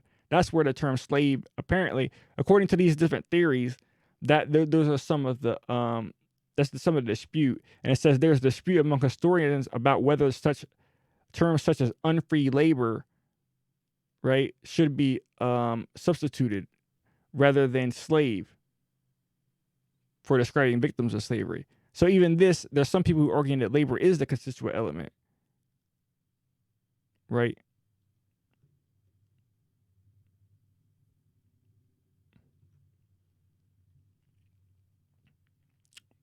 Okay. And I guess I'll show this now. Maybe I got it open. Yeah. This is from the Dred Scott decision. This is relevant. Okay, they had for more than a century before been regarded as of an inferior order, right? So this just shows that where like the ideology came from, that goes back, right? So they have a more than a century before. This is in European sense, regarded as beings of inferior order and altogether unfit to associate with the white race, either in social or political relations, and so far inferior that they had no rights which the white man was bound to respect. That's the definition, really, of blackness, not slave. It's no right which the white man, right? Because notice the language he's using, right? They had no rights which the white man was bound to respect. Now, this is important because it doesn't say no rights to be respected, like ever. And it doesn't say anything about white man's respect for other white people's rights. But it says bound to respect. And that's really the difference, right? The ideology existed such that white people, in particular instances, didn't see why they were bound to respect it, right? There was no bound to respect it. Because what that bound comes from is and this is why, like I said, you need a grounding in philosophy, right? Read the Leviathan from Social Contract from Thomas Hobbes or something, or read, even John Locke, but I'd probably say Spinoza or somebody, or even Hegel, to understand, right? To understand. Yeah, there has to be some bound. That's what rights are. Rights are things that other people will act in accordance with, right? Read the Bible, for example, right? So that doesn't mean even that they won't respect the rights, right? So you can have a black person who has rights. So you can have a black person who's not politically dead, right? You can have a black person who could buy a lawyer and get off from a crime. You have a black person who, like OJ said, I'm not black, I'm OJ. This exchange can exist because blackness doesn't exist. It's a category, right? So this category can fluctuate. Someone could be black in one sense and not be black in another sense, right? They can have a political economic perspective or position in terms of money that allows them to move away from blackness, but then they could have a skin color that can put them back in it when someone is no longer bound to respect their rights. But the political economic might force a person to be bound to respect their rights because they got more money, right? It works dynamically, right? And white people, the difference is that there's at least a bond to be broken in terms of rights, right? So when the election is rigged against Trump or Bernie Sanders versus just black people having no candidates besides, like an Obama, for example, that's symbolic. If it was rigged against Bernie Sanders, right, there's people outraged that this bond respect was broken, right? There's people outraged that Trump could potentially get an election rigged against him. Against Hillary, there's outrage that apparently there's collusion because there's this bound of respect for rights among white people amongst themselves and other nations, right? But there's no bound of respect when you're dropping bombs on, the Middle East or North Africa, or when black people, certain stuff happens to black people. There's no bound in a sense to respect the rights, right? In that sense.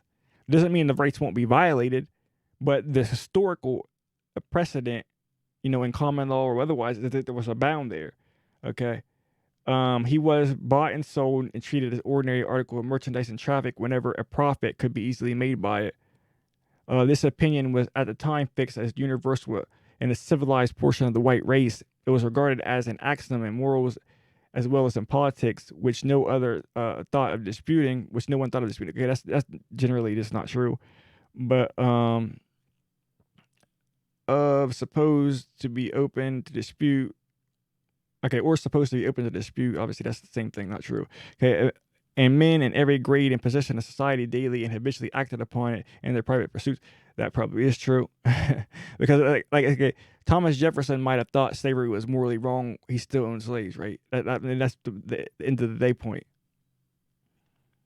Okay, and no other nation was of opinion more firmly fixed and uniformly acted upon than by the English government and the English people. That goes back to the English laws that I showed. And he goes through some. He goes through some examples of some of the laws that try to prove his position as far as how the English viewed it in English common law tradition or pre even development of the Constitution and establishing of the United States, right?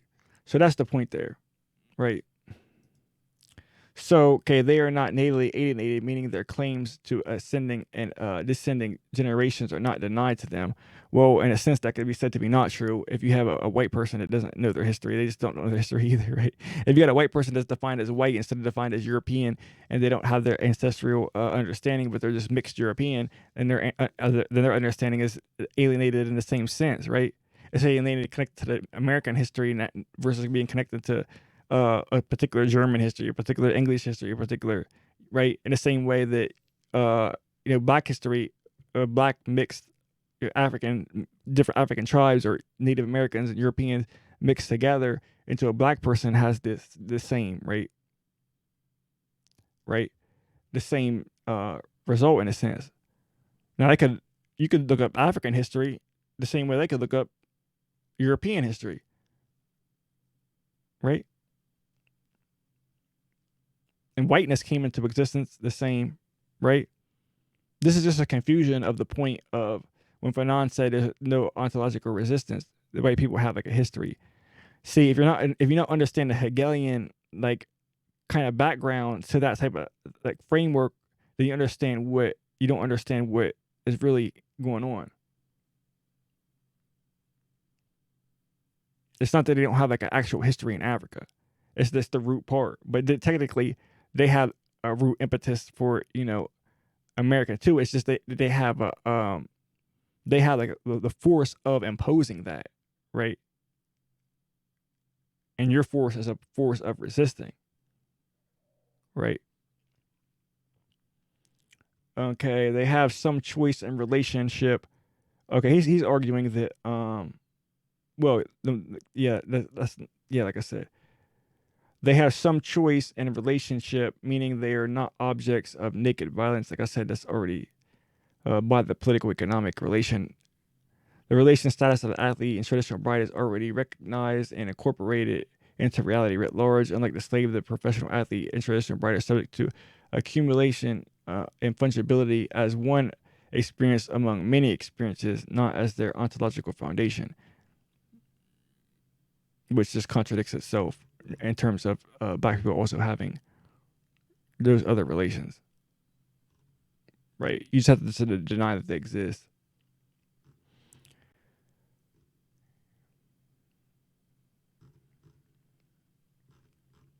Okay, I want to see if there's any other points to hit here. If not, it might be done.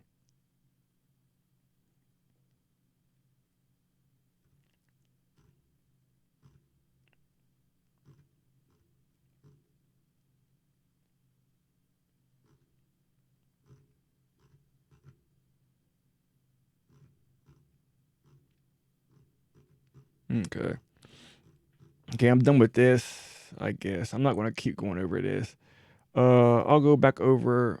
Well, I mean, I'm not even gonna go over that. I'll go straight to the video part that I wanted to play. Okay. I'll start with this one. This is just his question where he answers the question. How is it that this master slave thing is so permanent. And then how could you engage on any level with white folks if from your understanding and their perspective, all we can ever be is enslaved or a slave? Well, I don't. The last question is a question that haunts me day and night, but I refuse to answer it, because if I answered it, I would be, having said that. Now I'm going to get a little theoretical, which goes back to the other work. What constitutes a relational dynamic? And the essence of what constitutes a relational dynamic is that I am not Black. Okay, and so to be able to form relations is to not be Black. That doesn't mean that Black people don't desire relations, don't have what Jared Sexton, who actually, had he not asked the question, what if we looked at the essential antagonism through anti-Blackness in 99, 2000, we wouldn't be here today. I mean, he asked that question in a reading group.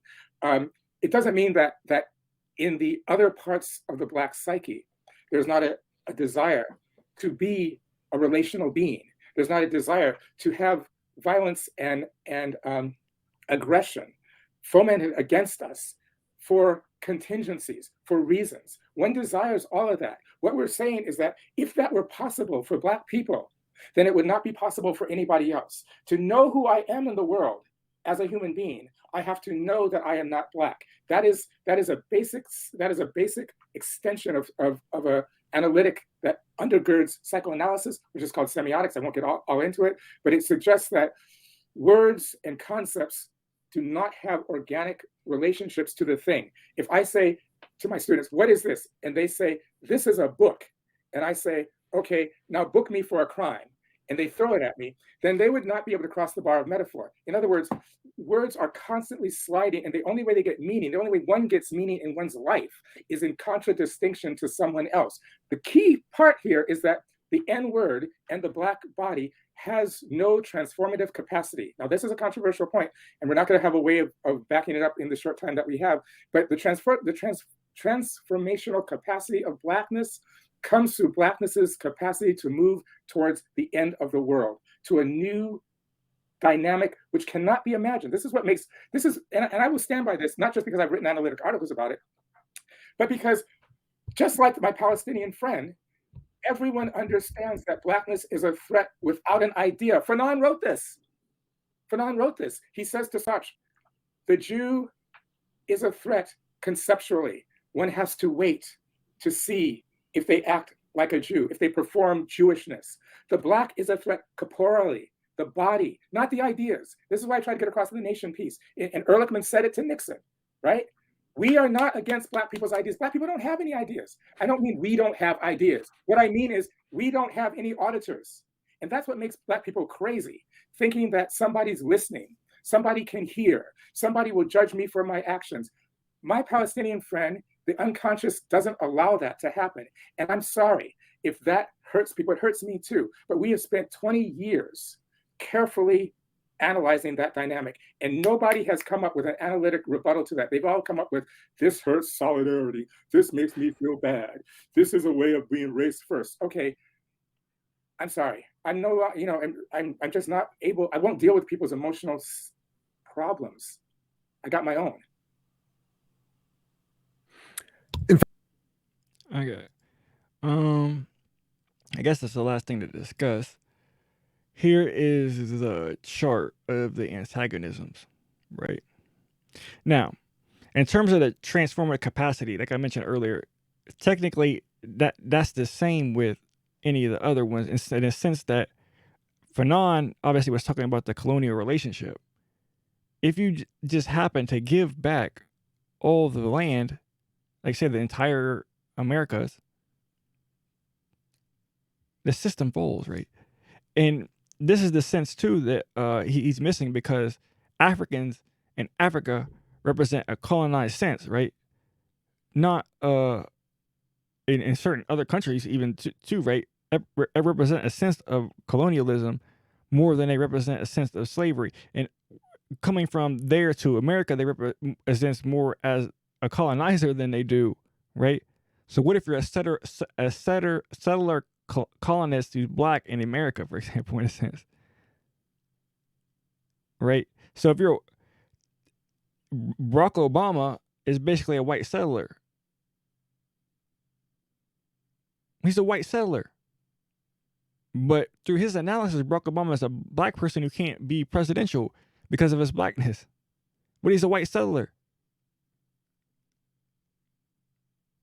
I mean, at least he approaches white settler in terms, and this was the point where I said that they don't understand language, how language operates, because like there's no relationship. You only understand things in relation to each other, but it doesn't have a relationship in general. Nothing's out of place in the real.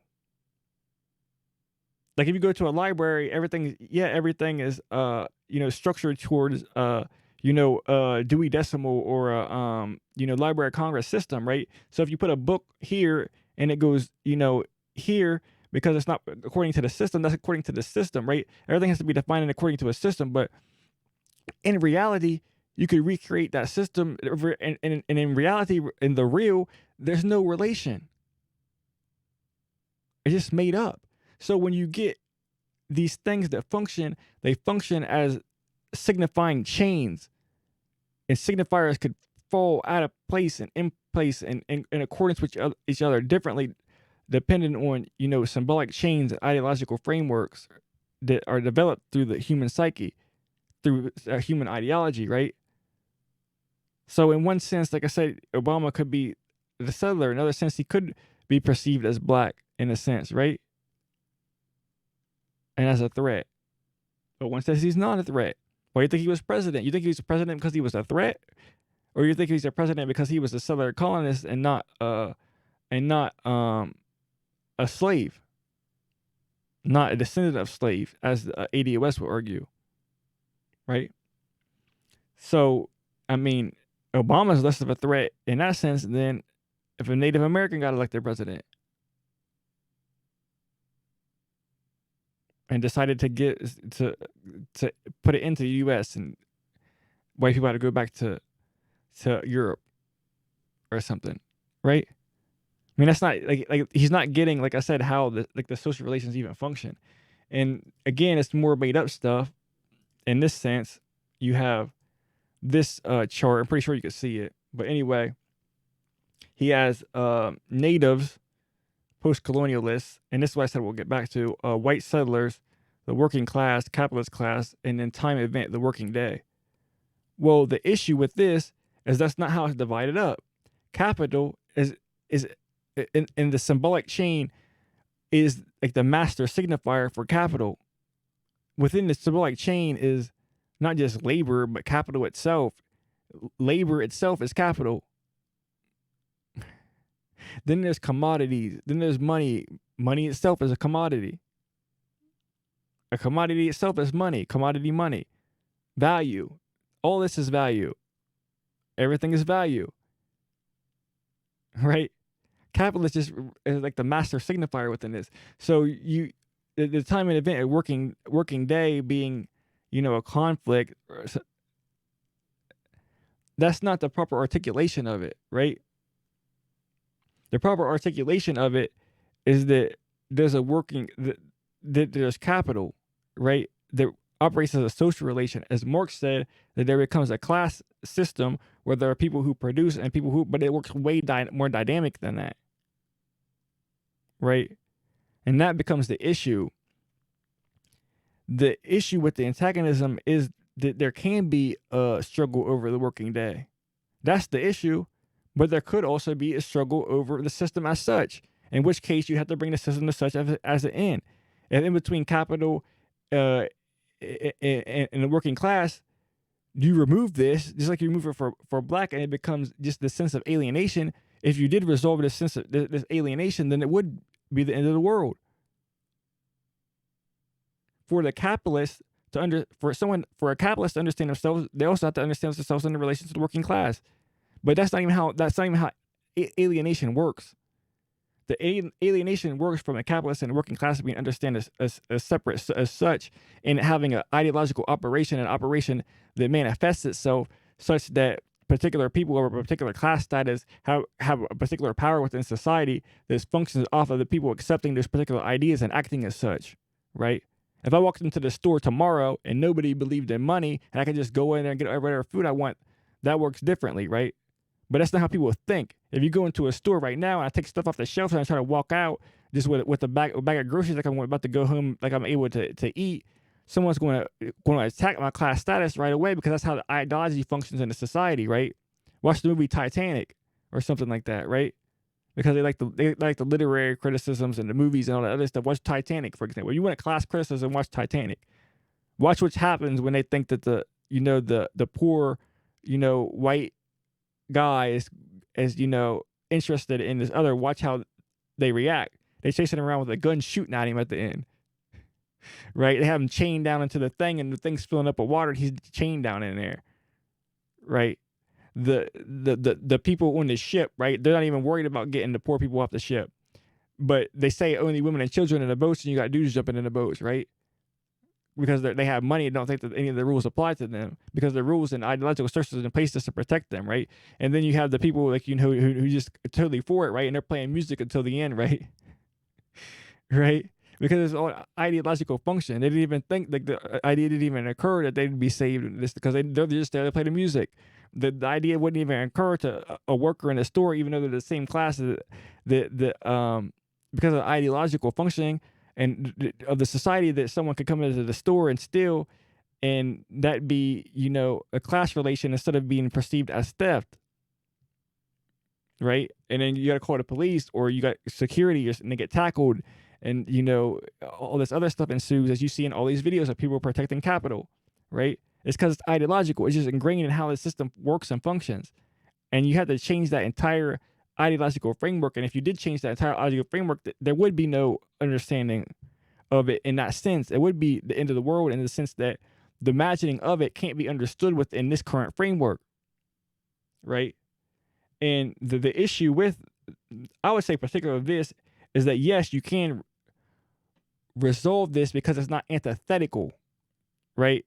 There's nothing in the working class and the capitalist class such that it inherently wants to be changed, right? Because the worker is only mediated through the issue of them not having access to resources. So if you did supply them with access to resources, then they could resolve the issue as a conflict. But if they did see it, and that's why they always bring up class consciousness, and you see, this is a practical point more than anything else, in the sense that if they arrive at class consciousness, but that's not realistic, right? We already been through the point where they would be able to arrive at class consciousness, and it hasn't happened. So that obviously that's not the answer, right? But if they did view it as a class conflict, such that, as Marx theorized and he proposed, that they see it as a class antagonism. But see, they're not ever going to have, like I said in my video, my argument is based on proximity to capital, and the working class is always going to have such a proximity. We're talking about the Western working class, right? Because slaves are part of the working class too. That's the issue, right? But slaves are going to have a distance from the working class, such that the inverse proportionality of that distance is going to have a higher revolutionary potential, because there's nothing to mediate in that sense that could be injected as an identity for them to not want to tear the system apart. That's the issue, right? But the same thing can be said of the settler, right?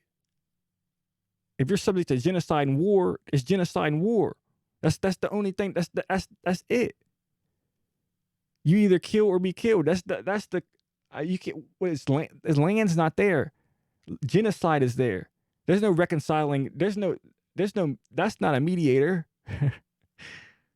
That's the end of the world. That's literally the end of the world. The natives in the United States got wiped out. That was the end of the world for them. The only reason they don't fit into the framework to be specific for them is because they saw themselves as outside of it. Right? They just opposed it outright, and then got put on reservations and stuff like that. But still, to this day, they're not part of. And see, the black people's difference is they came within the system and were forced within the system, such that they're a part of it. So they're fighting the system from within and can implode it from the inside.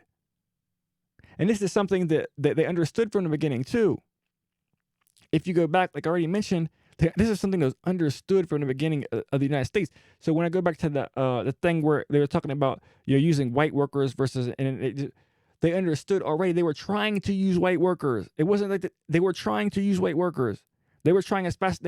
One of the first things that they did within like 20 years of founding the United States, I think that was 20.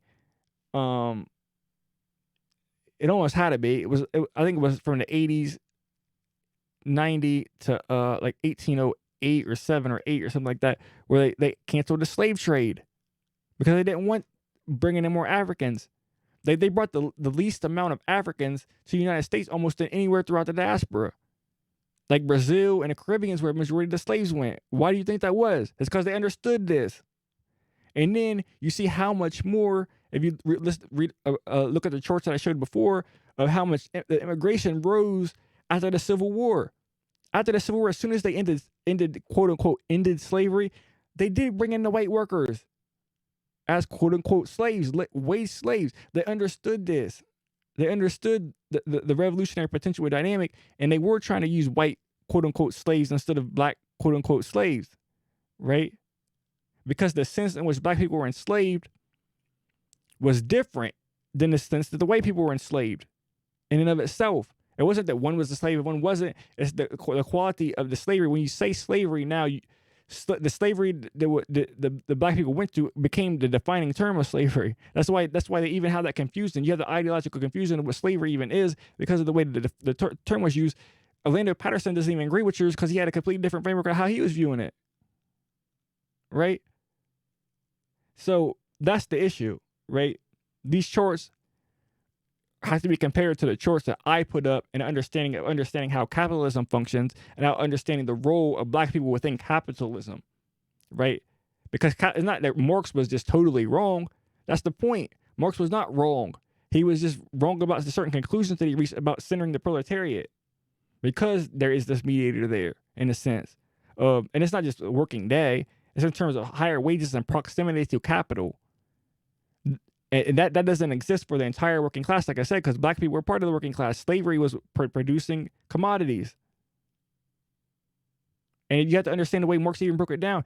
That was a simplistic thing of it, capital versus, right? That was a simplistic thing to break it down into slavery separate from feudalism, separate from, because that's not how it works in reality. In reality, slavery was masked in the core, as Marx said, and exported to the foreign. So slavery was masked in the core through wage labor, and it was exported elsewhere. So we export slavery elsewhere now.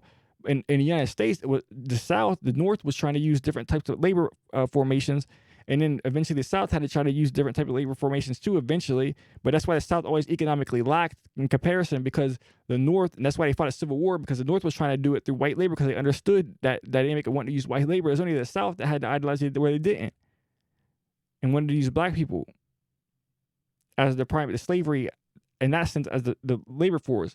But see, that's your problem, because that's why I said you don't understand how language ideology work. You don't understand that the way that you understand slavery is conditioned through that understanding of slavery through that time period, ideologically, which keeps you from viewing it the other way, right? As slavery, as forced labor, even, right? And it's like I said, it's not that those other socio-political elements don't exist within the framework. It's just that the political economic elements also exist, and you have to view it in its totality to understand it it's really operating, right? And that's pretty much what I want to discuss in this video. I shot way over. I could have simplified it a lot more than what I did, but I don't really care. At this point, I really don't care. I'm not getting any views on these videos anyway, so at this point, I really don't care. The people who's interested in information will sit and watch a 2-hour rant. So 2 hour and 20-minute rant or whatever, or however more it is once I edit it. But regardless, that's pretty much what I want to discuss in this one. And given that I already kind of went over the critical race stuff, I'm not going to do separate on that now. And that leaves basically the only other thing that I have to discuss is I might do another short discussion of scientific socialism, maybe. Historical materialism, maybe one more time. Maybe not even. I think I already pretty much handled that issue, but I doubt people will watch the old videos, so that might be something I might have to just keep repeating every once in a while. And I might do another one on. Well, I definitely will do the other one on what I said I was going to do originally on Gerald Horne and nationalism in general. I probably that's going to be one that's going to have a lot more people in it. Probably not a lot more people, but like that I'm going to specifically address, but just other people with other ideas that I'm going to have to address. But otherwise, that's it for this one, and I'll get to the next one.